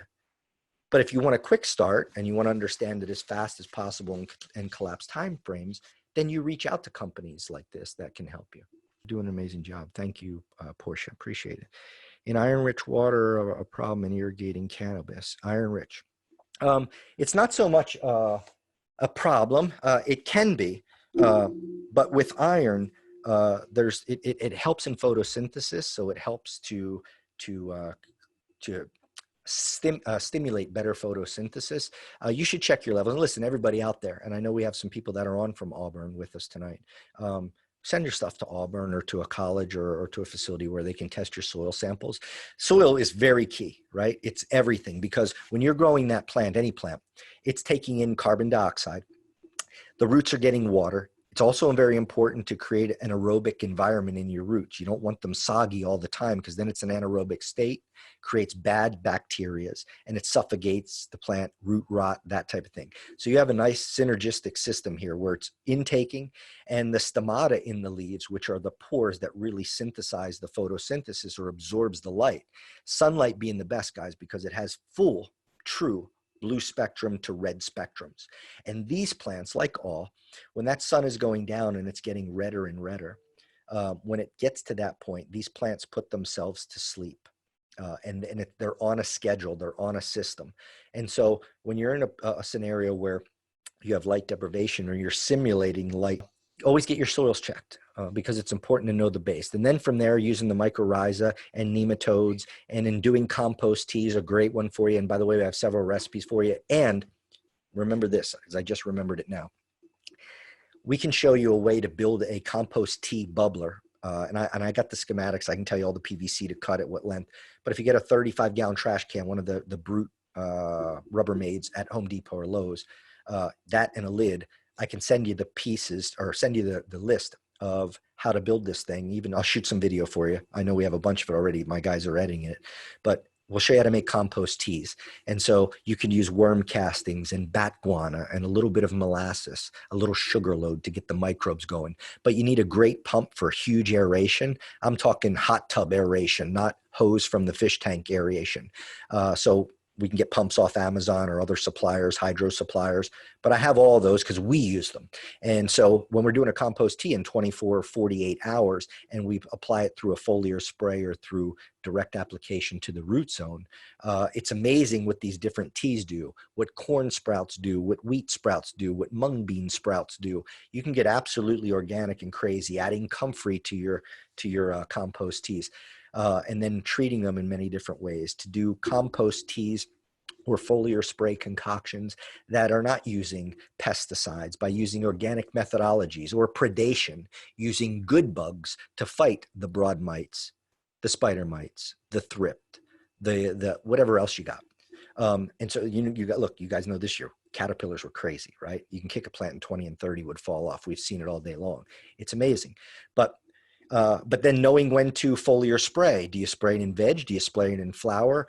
Once flowering starts, guys, you're pretty much done. You better do everything that you need to in the beginning to make sure that that plant is treated properly so that it's so resistant so that when you stop foliar spraying, by the way, foliar spraying or topical spraying, for those that don't know, when you start creating flower formation or bud formation, you do not want to use topical. You don't want to hose them down with water. It's not great when it rains. You need it to dry out because what ends up happening is you get a lot of moisture that gets stuck and trapped in all the nooks and crannies of the bud. And if it doesn't dry out or have proper airflow, not that it doesn't dry out, where most people fail is they don't have proper airflow. And so if they're growing indoors or if they're growing under greenhouse, you got to have that flare, that air flow and bat. I mean, it's got to really be kicked in because it'll start to mold. And then once you got mold, you're screwed, you're done, and game's over. And then you can only harvest what you can harvest. Okay. Let me see what we got here. Let's see, what do you think about butane's advantage in the old technology? That's by Jason. Jason, butane is probably the best, one of the best strippers of THC. It actually can wash THC out of plant material very, very efficiently. The problem is you have to have explosion-proof rooms. I forget what what's the sort of H1D1 rooms or something like that. It's explosion-proof. You know, it'll explode. It can blow up the house. The world will end. I mean, there's a million things that could happen. But it's costly. But here's my point to all that, and great question, is I don't want to use it. I want to use something that I know I can give to my mom to ingest because she has X. Bad back, her eyes hurt, the hair ain't growing right, her toes growing to the left, this ear's numb, whatever the deal is, right? I want to be able to provide her medicinal quality stuff. And so if I'm using propane and hexane and butane, I just don't think it's good. And I would think if I went to like FDA and said, would you rather me use propane that I'd use in my house to heat the house, or should I use CO2 or maybe steam distillation or a waterless solvent? I think they'd err on the other. And so, yeah, it's something that is used very well on the THC side. And in fact, one of our friends in Montana who owns, I think he owns 3 dispensaries or 5, I mean, a big time, really nice grow operation for verticals, nursery, indoor grow, 20,000 square feet at one of them. They got a dispensary in Oklahoma too. They just opened. But anyway, these guys used butane and they went to CO2 technology, but these guys are great at what they do. And there's a purpose for that butane on that side, but not so much for what we do. Let's see, information valuable, best method for planning. Okay. From Roy, if you guys don't mind. And like I said, if you got to go, you got to go. I understand. But if you don't mind me talking, or if you feel that this is informative to you or helping you, guys, I don't mind. I'll be here till midnight if you want. Whatever you want to do, I'm good. He said, Roy says, best method for planting, transplanting, and raised beds. For transplanting, if you're buying them, if you're saying you clone material and you got them in your little quart cups or the little, I don't even know what size they are, half gallon or little tiny pots, and you got to move them to the dirt, get that mycorrhiza and put it on the outside. It's a little powder, which are the beneficial bacteria, organisms, and that's going to get a good fresh root start. By the way, the other thing that you want to do is you want to kick a little bit of phosphorus in there because it's going to help boost and promote root growth. Okay. It also is good for early flowering at that time as well. but you're going to want to put that in there and transplant. And you can use raised beds. You can be in a situation. Now, what we did is we brand our own bags. We have fabric pots, and they're 15-gallon fabric pots with our logo and stuff on it. But fabric pots are incredible because it allows for aeration.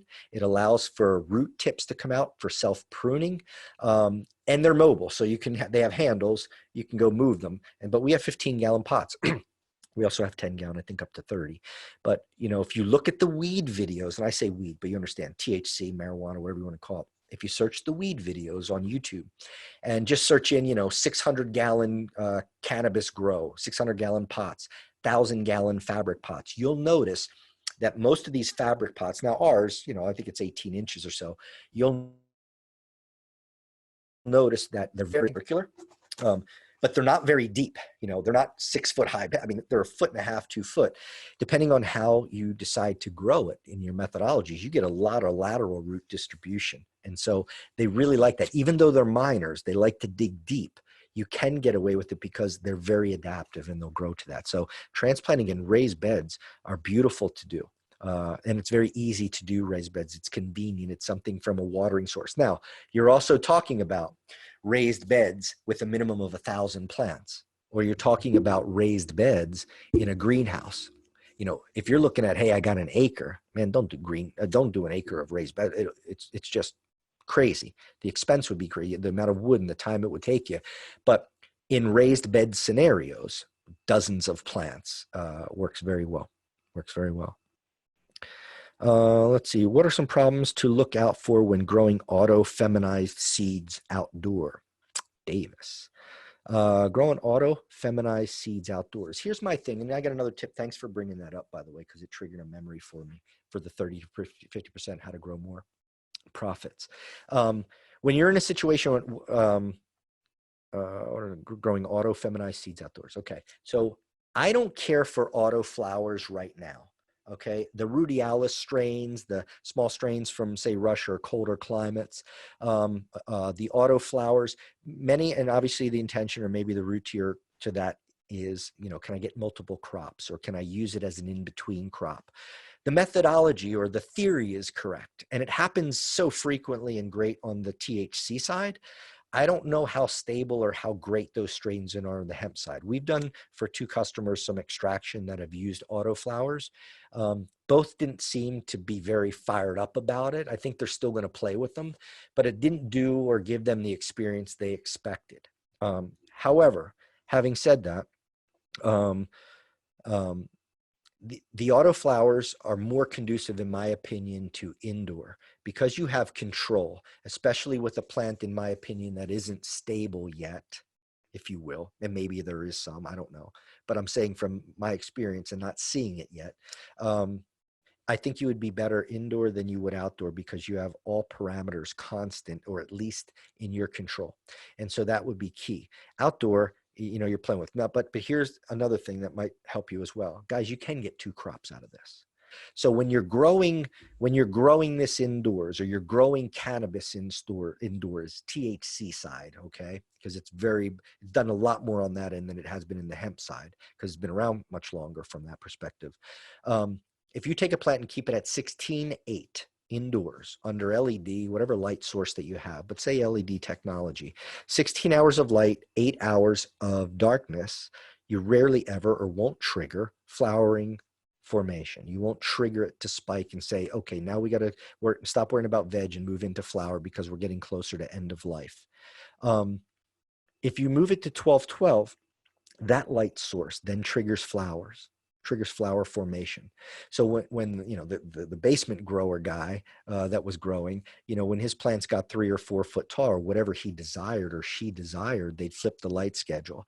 And now they can efficiently gauge when their material is hitting the street in Miami, New York, Philly, wherever you're at, San Diego, Frisco, wherever you're at, because they go, once I trigger, it's got a 7 to 9 week. This is early, a 7. These sativas that we want to grow, or a 9 or a 12 week, more longer leaning. So they're more indica based that are grown. They're more sedative based than uplifting spiritual type of experience, because they have shorter life cycles. You can trigger the indica opposed to the sativa plant, because they inhabited different equatorial zones.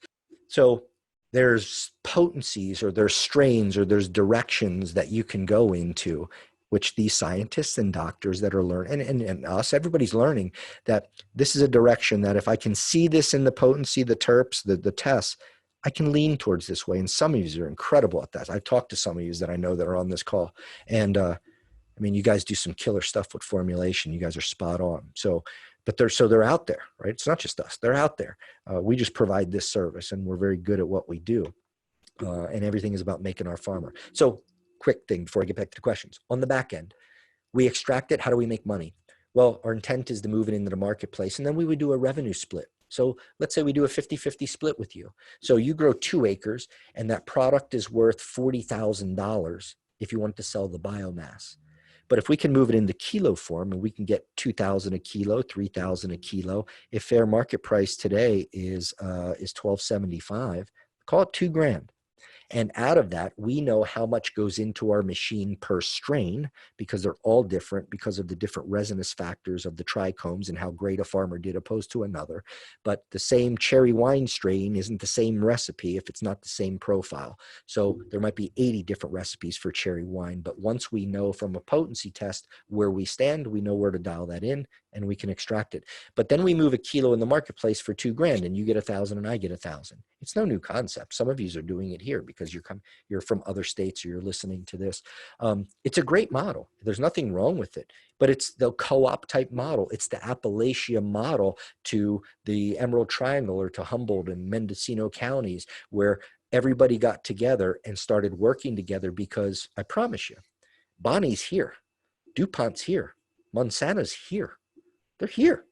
They're already in the game, and they're in it at scale. They're in it with hundreds of millions in the game. They're in it with hundreds of PhDs and master degrees to come along. They don't necessarily know how to grow weed. They just know how to hire people to grow the X. They're here. Major corporations are already here. And so if you don't have something that makes you unique, or differentiate yourself, or collaboratively, 5 of you get together, 25 of you get together, and these are the growers. These are the seed sources. These are the people that are going to hold all the males to lay on top of females to accentuate specific profiles and directions. And they're great at doing that. And you have your clone guy, or the point is to collaboratively work together. Unless you're in a situation where you just want to sell out potentially, or someone has already bought an interest into you and they're backing you, God bless you, wonderful. We always try to produce quality at the highest possible level we can. That's why we invest $250,000 or so in one little machine that the ethanol guy could spend $66,000 on and get the same a machine that extracts the same amount. We just choose to be our way. Doesn't mean it's right or wrong. It's what we choose to do. And the end user on the back end, you can see a difference, but doesn't mean that's for you. So you just have to understand where you want to play and what your interests are. But I know that going that route, and when the market revives and you get more kilos in the market because demand is a little bit lower, there's seasons, obviously. But when that happens, you're always better moving it in kilo form, because I know some of you right now that have so many pounds of flour you're holding on to because you can't sell it. You don't want to sell it because the price is too low. You're not willing to go any further. I got news for you. If you think your house is worth 500 grand, and you only have offers coming in for 200. The market says it's worth 200. Doesn't matter what you think it's worth. And then do you want to sell it? Or 20 years from now, it might be 500 again, or next month it might be. And you waited, you gambled right. I don't know. Depends on the scenario and the situation that you're in. Let's see. What are some of the problems to look out for when growing auto-feminized seeds? I said that one. Have you heard of water extraction? Yes, we've been looking into that technology. It's very expensive. Well, at the scale we've been looking at it, it's like a shipping container. Jonathan's saying a couple $1 million for something like that. However, I haven't seen everything. Of course, maybe you know something out there, Jason, that is different. But yeah, there's means of doing it that way. It's not the way the business is really at. Look, everything's ethanol for the most part. CO2 is coming in more and more, but it just depends on what your methodology is for. If you're a type of extractor guys, and I know some of you, and could be wonderful extractors, if you can handle hundreds of thousands of pounds at a time or whatever, God bless you. Go set the world on fire. You can move oil. It's just that your prices may be different than what it is for others that have CO2 or a cleaner technology. And by the way, when they clean up the ethanol, I mean, it's beautiful stuff. It looks really nice. But when you compare that to a CO2 potency test, in my experience, if the people on the CO2 side know what they're doing, you have a much faster product being produced that you can flip into the market opposed to post-processing, unless you're scaled to where you have scientists and all the people in the labs and rotovapes to do all of it. Let's see, will city water be or well water? City water, I'm going to just say city water or well water. I always like well water, more mineral, nutrient rich. You got to be worried about chlorine in all of your water. And so you should be using an RO filter, like a reverse osmosis filter, or you should be scrubbing or cleaning out in some type of filter technology so that you don't get the calcium in there. And you're going to have to pH it. My water at the house or at home is a higher pH, so I got to bring that pH down. So use well water, but you got to have it tested, and you got to have it pressurized, obviously, if you guys are all running drip tape. And if you're in farming and agriculture, by the way, you know a hell of a lot more than I do about growing the corn and the wheat and all that stuff. And let me just throw this out too while I'm on it. Thank you all, by the way, really, for sticking around. I don't know how many have dropped off because I'm not paying attention to it so much, but I appreciate you guys sticking around, and I'm here for you. But let me tell you this as our opinion and why we formulated our company, or formed a company in that respect to really service and help farmers, is because I know farmers are the ones that get screwed first. By the way, like I said, we don't buy it, so we're not helping farmers because we're buying biomass. So I'm not helping in that way because we don't need to from that perspective. However, I can tell you right now in the marketplace, it makes more sense to not partner in a way from an extractor standpoint, not from your perspective if you're a farmer, from my perspective. I know I can grab flower so darn cheap that is still very good quality that I can save so much money than doing a 50-50 split or a 60-40 or whatever, whatever we would do. But I could get flower so cheap, extracting as much as I want, and even from other states, and extract it and make a hell of a lot more money on it. But that isn't our model. It's very attractive, and you can pivot quickly. I'm sure there's companies that are in that or that do it. It's tempting. I want to tell you, it's tempting because it's all about profit and loss, right?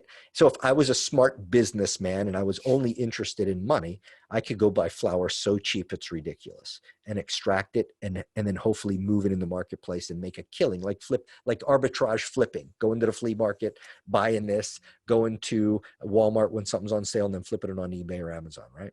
So same thing, but that isn't our model and we don't sway from it.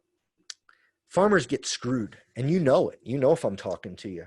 Whatever farming you do, typically you're working morning till night. Somebody's not there to pat you on the back like some of you have at the office to say, great job, Mary. Good job, Jimmy. Great sale, Tommy. You put us on the map, or you saved the company, whatever. They have to be very intelligent and smart working around heavy machinery.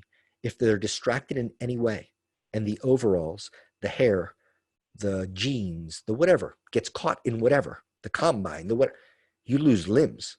There's a serious game that they play in, right? And you're the one who gets beat up the most on price.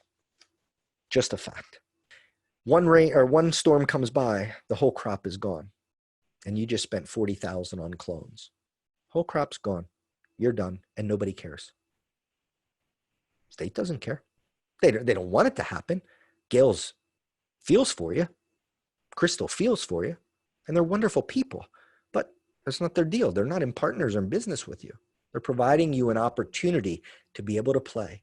So that's why, coming back to smokable, like, why are you bitching and moaning about smokable flower? You know, there's so much other, I mean, I get it. There's a lot of money to be made in it, but it's not great for the consumer. It's not a great product. It tastes like crap. It's hay. And I know you're saying right now, not my Suver Haze, not my Space Rocket, listen, all across the board that I've played with, in my opinion, is not an incredible smokable flower form, unlike the weed side. But that's my opinion. I don't choose to play there. I like it. I'm interested in it. I'm preparing for a product in the future, but I got a lot of work to do to get what I want out of it. And whatever I think is right, I may be totally wrong. My right may be totally wrong. So it's forgiving. You can play in this space, but when you do something like that, you put yourself in a position as a farmer that you have all that responsibility. And you, Mary, you, Jonathan, whoever you are out there that I'm talking to you, Marcus and Lynn and Jason, everybody that's out there, when you put yourself in position as a farmer, a true farmer, and you live and die by the sword of farming, boy, if things didn't go right for you, and that's why what was crazy for me, when the state put on the application that you should be looking or have a processor already in mind that has to go on your application, at least that's my interpretation of it, I may be wrong. I get to myself, well, and that's why our phones rang off the hook. It's like, why is everybody calling me to be a processor? I don't know why. And then I look and it's like on the application, you guys got to fill out. Me and you sign a contract today, and you who have never grown cannabis in your life, who has 10 acres, 5 acres, 1 acre, or 100 acres, says, I'm going to grow this, and my COA says 15.9%. Wonderful. And I'll commit to you, Mary, today, X dollars. Now, we got 9 months to grow it. Whenever I'm going to see it back in October, November, or through the consulting, whatever. And all of a sudden, something happened. The crop's gone. Do I contractually owe you? I don't know. You grow it and you get 4% CBD because you didn't listen to anything that we said, or you listened to everything that we said and we got 4%. And we find out that where the COA came from the producer, from the seed or the clone or the nursery, maybe they fudged the numbers a little bit. Maybe it isn't an accurate 15.3%. What, I'm going to pay you $190,000, $4 million for your crop? You got to be out of your freaking mind. I'm going to get in a contract with you. I'm talking to you, and then I'm not talking to you specifically, but the other that's looking. I'm going to get in a contract with somebody and commit ahead of time to absolutely to somebody that has interest in it, has experience in it, or no interest. You could be an expert and I could be an expert, and I wouldn't get in an agreement like that because I don't know what the outcome is later on. And what if you don't produce respectable results? Then I have to extract it, which wastes all my time. So if I have a farmer, and so one of the things I believe is the state has to cap this thing, in my opinion. If you don't cap it, then you're in a situation where anybody can play in this game. And I think you have to pay to play to get in at a level. And so when you have somebody who doesn't have to grow 5 acres like last year, and now you can only grow, say, a minimum of 1,000 plants or 1 acre, let me tell you what your problem is. Your problem is when I have Jimmy out there who has 10 acres of cannabis strain that we recommend or we've played with or he had great or she had great success with, and grows 10 acres and doesn't average 1,000 pounds an acre or even 2,000 pounds an acre. They blow it up and do 3,500 pounds, 3,000 pounds an acre times X. And I have a crop that is worth 2.6 million. And Mary or Jim has his 1,000 plants or 1 acre at the same 12% CBD. What interest is it of the company to give priority to 1 acre that's worth whatever, 50 grand? And I got 2.6 from another farmer that grew it and has very respectable results. What are you going to do if you're the extractor of the company? Do you go and play on the $2 million side, or do you help Mary and Jimmy try to get their 50 grand? It doesn't matter morally, ethically what you believe in, just from a business standpoint. Do you want to make millions, or are you just happy with 50 grand or a few hundred grand? Depends what your model is. That's all. But what it does is it creates the bottleneck, and not the bottleneck that, oh, there's not enough processors around and there's so many more farmers in the country. That is true. But outside of that, what it does is it creates a bottleneck in prioritizing who gets preferential treatment or whose product gets extracted first, whose product gets worked on first, or so it becomes very difficult. So yeah, they lower an entry point of 5 acres down to 1 acre, but now there may be, because we've had over 300 people register and that was live and active on this. What if you're in a situation where majority of you here are growing 2 acres or less? And we have clients, and other extractors have clients. I got news for you. People are backed up 4 years already in 1 year. Because I don't just have to source from Alabama. I could source anywhere I can, anywhere in the country. We source Alabama. We have our partners in the states that touch us. We don't want to go outside of it, just like we don't want people using extractors outside of Alabama. It would be great if you can keep the revenue in the state. But in doing that, the bottleneck that the state has created and the challenge, and I promise you, you guys will face this because they faced it last year And there's a lot more of you now, and you're going to face it this year. Some of you are going to be stuck with a hell of a lot of product at the end of the year and nowhere to bring it. It baffles my mind how people I've talked to in the last few weeks from around the country, and most of the people and people in our state out of those calls, most of them are still holding on to flower because they don't know where to go for extraction. Well, we're extractor. These guys are extractor. Others do extraction, but you're holding on to it for a reason. Well, the longer you hold on to it in the flower form, the more it degrades. Now you're really killing yourself. At least bring it to an extractor, no matter who it is, so they can blow it into oil and hold it for shelf stability. Your plant material, unless you're doing fresh frozen, is not stable. I don't care what climate you have it in. Over time, it degrades. And so you have more holdability in that form. What do you source for soil here in Alabama for raised beds or pots? Who do I source? I source, I go to the co-op and I source Humboldt County soil. I buy the soil that a lot of the big boys in the weed game buy. Find a soil and just search cannabis soil. There's quite a few different ones on the, I mean, there's a lot on the marketplace, but there are some really nice ones out there. Patrick, the Soil King, you can YouTube him. He's got a nice popular channel.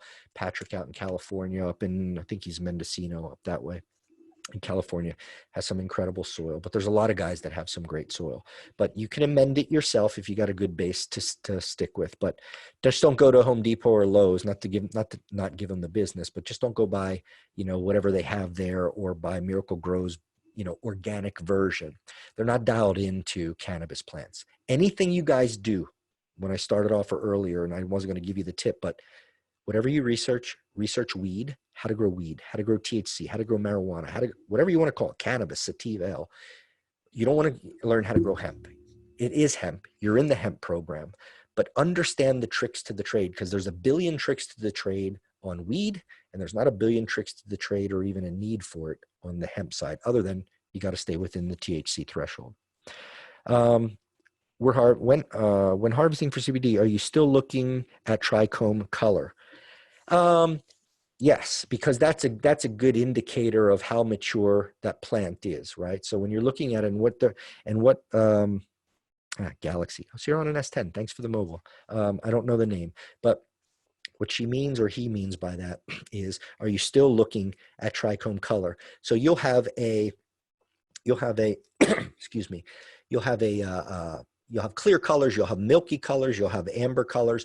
The point is, on the THC side more so, when that starts going from to an amberish type color, from clear to amberish, that's when the ripeness is. If you let it go too long, then you start converting to CBN, which is a degradation of THC. You just don't find CBN in it as a precursor with CBG, because CBG is going to move the directions of that plant inside its cell structure, inside its genetic makeup. CBG, then CBD, CBV, THCA, CBDA, everything is that. CBG is the precursor from there, but CBN is more of a degradation.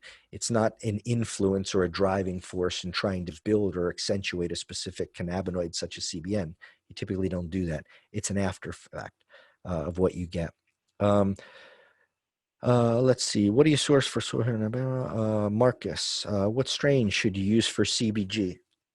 I got my ear to the ground on the CBG. I understand it to a degree. I see the direction that everybody's going in, Marcus, and that's a good point. So I'm glad you brought this up. Everybody's hearing CBG. And when you look at the kilo price of CBG opposed to $2,000, it's 14 grand. And when you look at specific isolates, and I've seen product on the market at 100 grand for a kilo. Yeah, it's very attractive. But you have to be in a situation to play first, because if you think this is the next hustle, or this is the next big thing, CBV or CB whatever, doesn't mean it is. We know that it's very stable in the CBD market as far as market saturation. Everybody, 64% or more, consume some type of CBD product, at least statistically from what they say. CBG is good, and if you want to play with it, good. I don't know if you go all in with the whole crop, because we can't isolate CBG. So the post-processing effect to actually accumulate the CBG, other than just doing a raw full spectrum. And if you're introducing plants that have higher levels or markers of CBG and still have a nice balance of CBD, yeah, it can be worth it. It can be more profitable to be able to sell that product and say that on a potency test or in your, your testing, that you have a lot of significant CBG strain in there, or CBD cannabinoid, to really help. So it potentially will make you more money. We're just not jumping on that train of all CBG. Okay. There's still a lot to do. And by the way, guys, listen, this business it's constantly moving, right? And it fluctuates in the marketplace. But in this scenario, we got a lot of time. I'm forecasting a very, very long term. There are people that haven't even got into the business and the industry yet.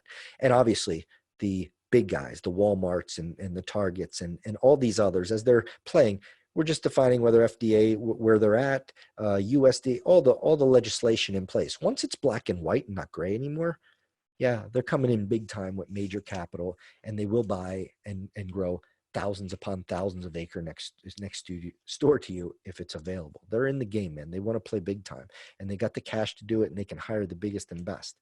And so just understand where you differentiate yourself. If you're a little farmer, you may be holding on to a lot of product at the end of this year if you don't have a way to move it, or you don't partner with someone like us or others that do that type of thing, because you just have more minds and more resources working for you. So let me do like just a few more, and then I'll wrap it up for you guys. How much are pots? Thanks for asking about. I don't even know what the hell the price is of them. I don't even know if we sell them. We have thousands of them that we have. I mean, if we can help you, but I don't know a price. So I'd have to get back to you on them if you were serious and needed them. Do you have a minimum seed order? We don't have a minimum seed order. But again, if you only grew an acre and you need 2,600 plants, 2,650, 2,700, 25, you don't need 3,000 of them on there. You could use 2,000. So, we've kind of built our minimum into it because it's basically the law. Whatever you can grow, we'll do. So we don't have put your deposit down today or else they're all gone. There's no bait and switch. We have them. We may not even use them for a lot of our farmers this year because they might have already grown great genetics or have a resource, or we can refer them to a resource that we might think is better. Couple more. Are there any plants? It just flipped. Successful in clay soil?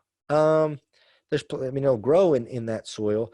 You want to try to mitigate that the best that you can, but we have a lot of clay soil here. And what I've seen in doing consulting is once you get in that Montgomery area, we're above Birmingham. So we're in St. Clair County and Asheville, below Gadsden, and then above Moody and Odenville.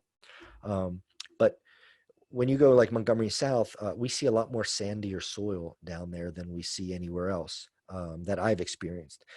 But the clay's not the best thing to grow in, but there are ways to work. And then there are ways in our nutrient program that I was talking about, or just in general, there are ways to chelate certain molecules or certain amendments so that it acts as a chelator to be able, or a bridge to be able to assimilate the micronutrients much better, to be more of a carrier to it. And so even if you have clay soil, there are certain things that you can do in the feeding schedule in the beginning from an organic perspective.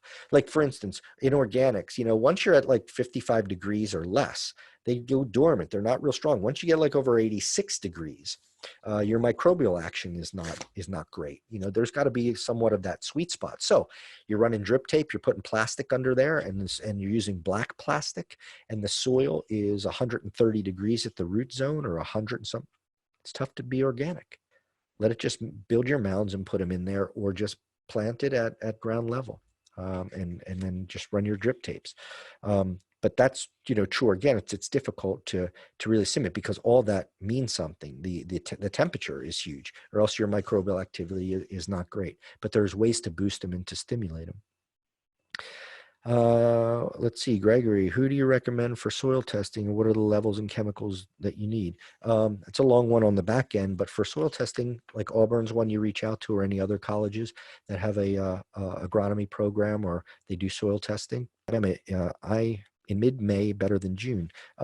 Yeah, the earlier you can get started, the better, because you can get 2 crops in. You really can. These things are going to trigger in 90 days. They're going to trigger in 3 to 4 months. So imagine if you planted in, let's just say, for instance, April or May, but say April, May, June, July. In July, you can rotate that crop. And by the way, you might have to pick earlier, or you might have to go longer if you want, depending on where your threshold is. Basically, they almost work synergistically to a degree. When CBD or THC is spiking, CBD levels spike. It's very, very rare. I mean, just you're not going to have all this THC and no CBD. So the higher you get in THC levels, in proportion to a degree, your CBD or other cannabinoids spike or go a little higher. So sometimes you don't have the luxury of waiting until the trichomes are a perfect, beautiful amber color, and they're just the most beautiful things you see under a 10-power loop or a 100-power microscope. Sometimes you don't have that ability. You got to pick. But say you pick in July. If you have the infrastructure and the support to rotate that crop and drop another 5,000, 10,000 million plants in, yeah, you got another crop. That's the game changer, guys. Get another crop in. For the new ones, which is the majority of you here, don't focus on another crop. Worry about getting everything under your belt this year. If you feel you have the capabilities, I mean, you're in farming and you have everything that you need and you have access to labor, go do your thing. Go plant another crop and do the best that you can at it. A couple more. Would you be interested in your pot and seed cost? We'd be interested in your pots and seed costs. Thank you. We have had land in Opelika. Rachel, how are you? I can't see the whole thing. And what about using white plastic over black plastic? I like white plastic. I'd use it over black if I were you. Just for my experience, I think it works better. But anyway, that was it. We still have a ton of participants on here. I really love that you guys stuck on. So it was great. And it was fun for me to do this. Now, hopefully you got some good information. Okay. But that's what we do. So in the nutshell, there's a lot that you're going to need to know. So sorry about that. There's going to be a lot that you need to know. So get used to really researching. And so many of you do. I mean, amazing the phone calls that I have with Christy and just so many of you, Mark, everybody, that everybody's really passionate. And I love the backstories. I love the reasons why people are in the business, but have patience. If you have a multiple source income coming in the household already, guys, that's going to help you tremendously. If you put all of it in this basket and expect to be rich at the end of the day, or expect a return, just like any business, it can be very challenging. I believe I'm in the right business. I love this business. I don't ever want to go away from this business.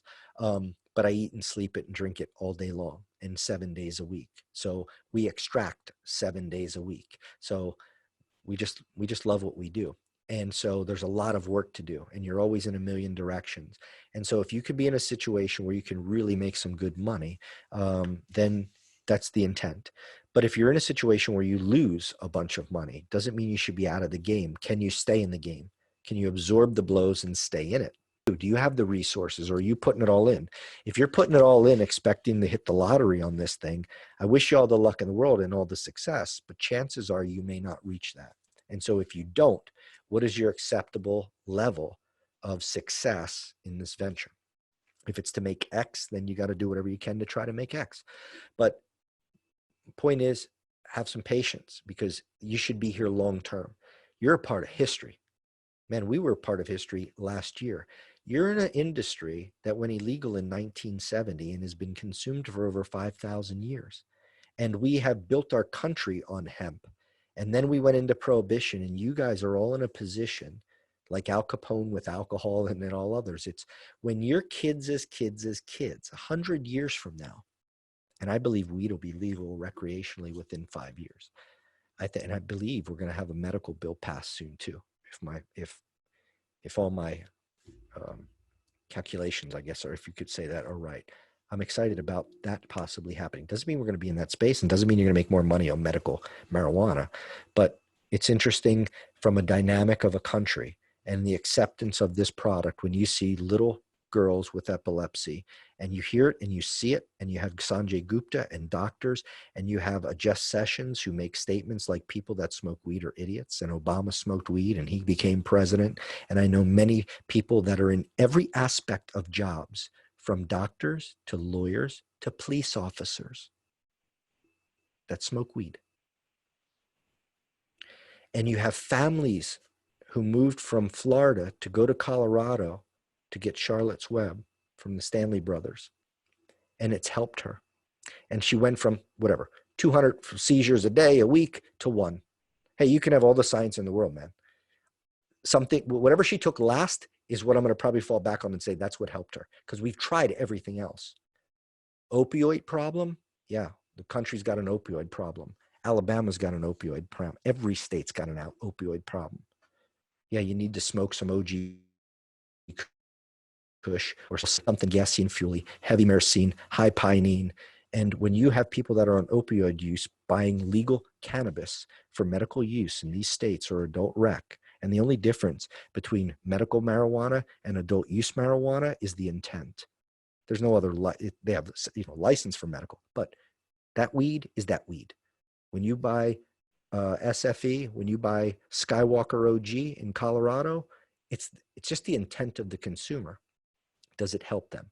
And so when you have an opioid problem, then you know certain strains that sell very well in those markets. You want to cure an opioid issue? I think you legalize federally marijuana and allow people to consume it responsibly, because people that smoke cannabis, they're not going into the schools and blowing up people and shooting people all day long. They're not coming to your job and killing everybody and making the news. If anything, you steal Doritos at the local gas station because your munchies are so bad, or that you just smoke a strain that doesn't give you the munchies. But you're in a situation where the hippie or the person who's smoking cannabis is not the one who's causing, my opinion, and out there of what you see in the world. And so as generations in politics die off and new ones keep coming on, you're going to be in a situation where someday federally, cannabis will be able to be used and be responsibly used.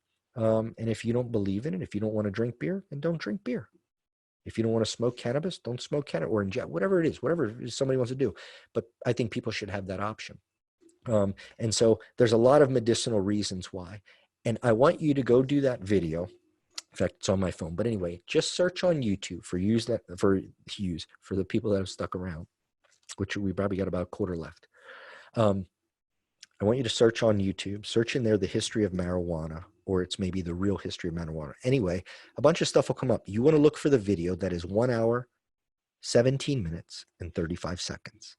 And when you read that, or when you view that, and you see the history of cannabis and how Harry Anslinger and the political agendas to racism for Black and brown African American people, to Mexicans, to Latinos, what our government or what politics did to skew this thing. This poor plant only wants to grow like any other living species on our planet, human, insects, wherever the hell you are. And we're mitigating everything it wants to do for this program. And we're saying all the bad things about it for political gain and for financial gain and for everything else. When we find out that the frying pan with your eggs and Ronald Reagan was wrong, and when we find out someday that this does cure cancer, that it does make blind people see, that it does cure nail fungus, I mean, whatever the hell it's supposed to do. When we find out, and have already found out, and there's plenty of clinical stuff with cancer and everything else, just not acceptable to say, or you got to read the white papers from the guy who has the plaque on his wall. But when you know, because you take whatever you take in cannabis or the hemp, whatever it is, you know what it's done.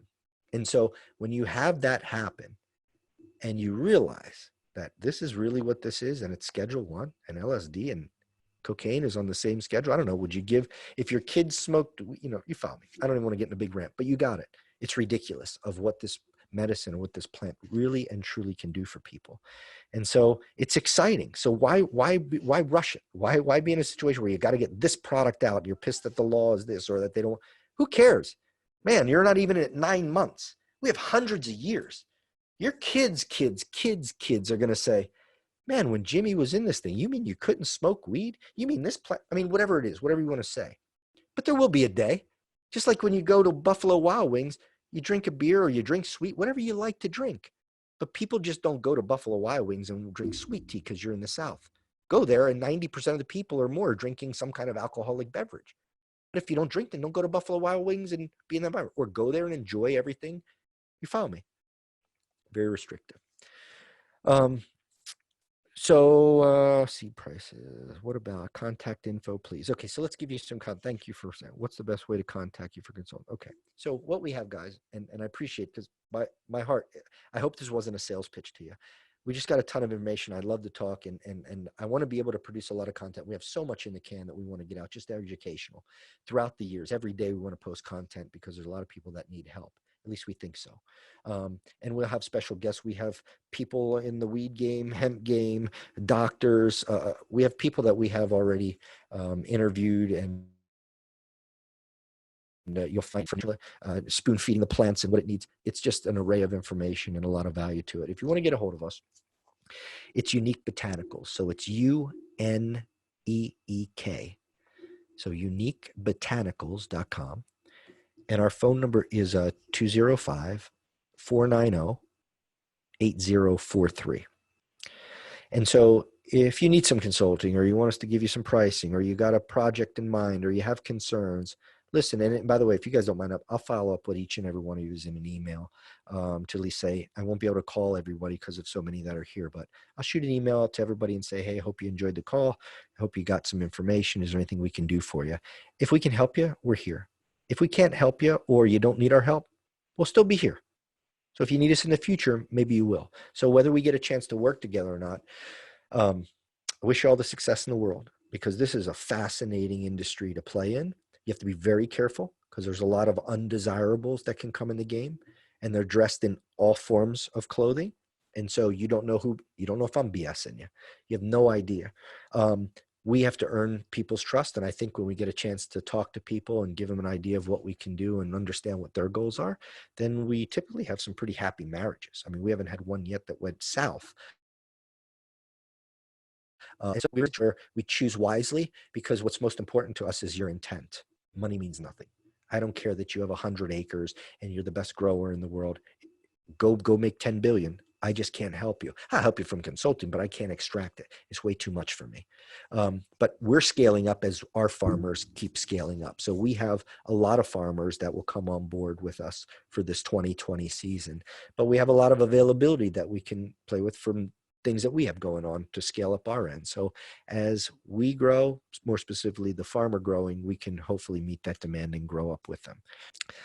So best way to contact uniquebotanicals.com. The number is 205 490 8043. Like us on Facebook, subscribe Facebook, YouTube, all that stuff.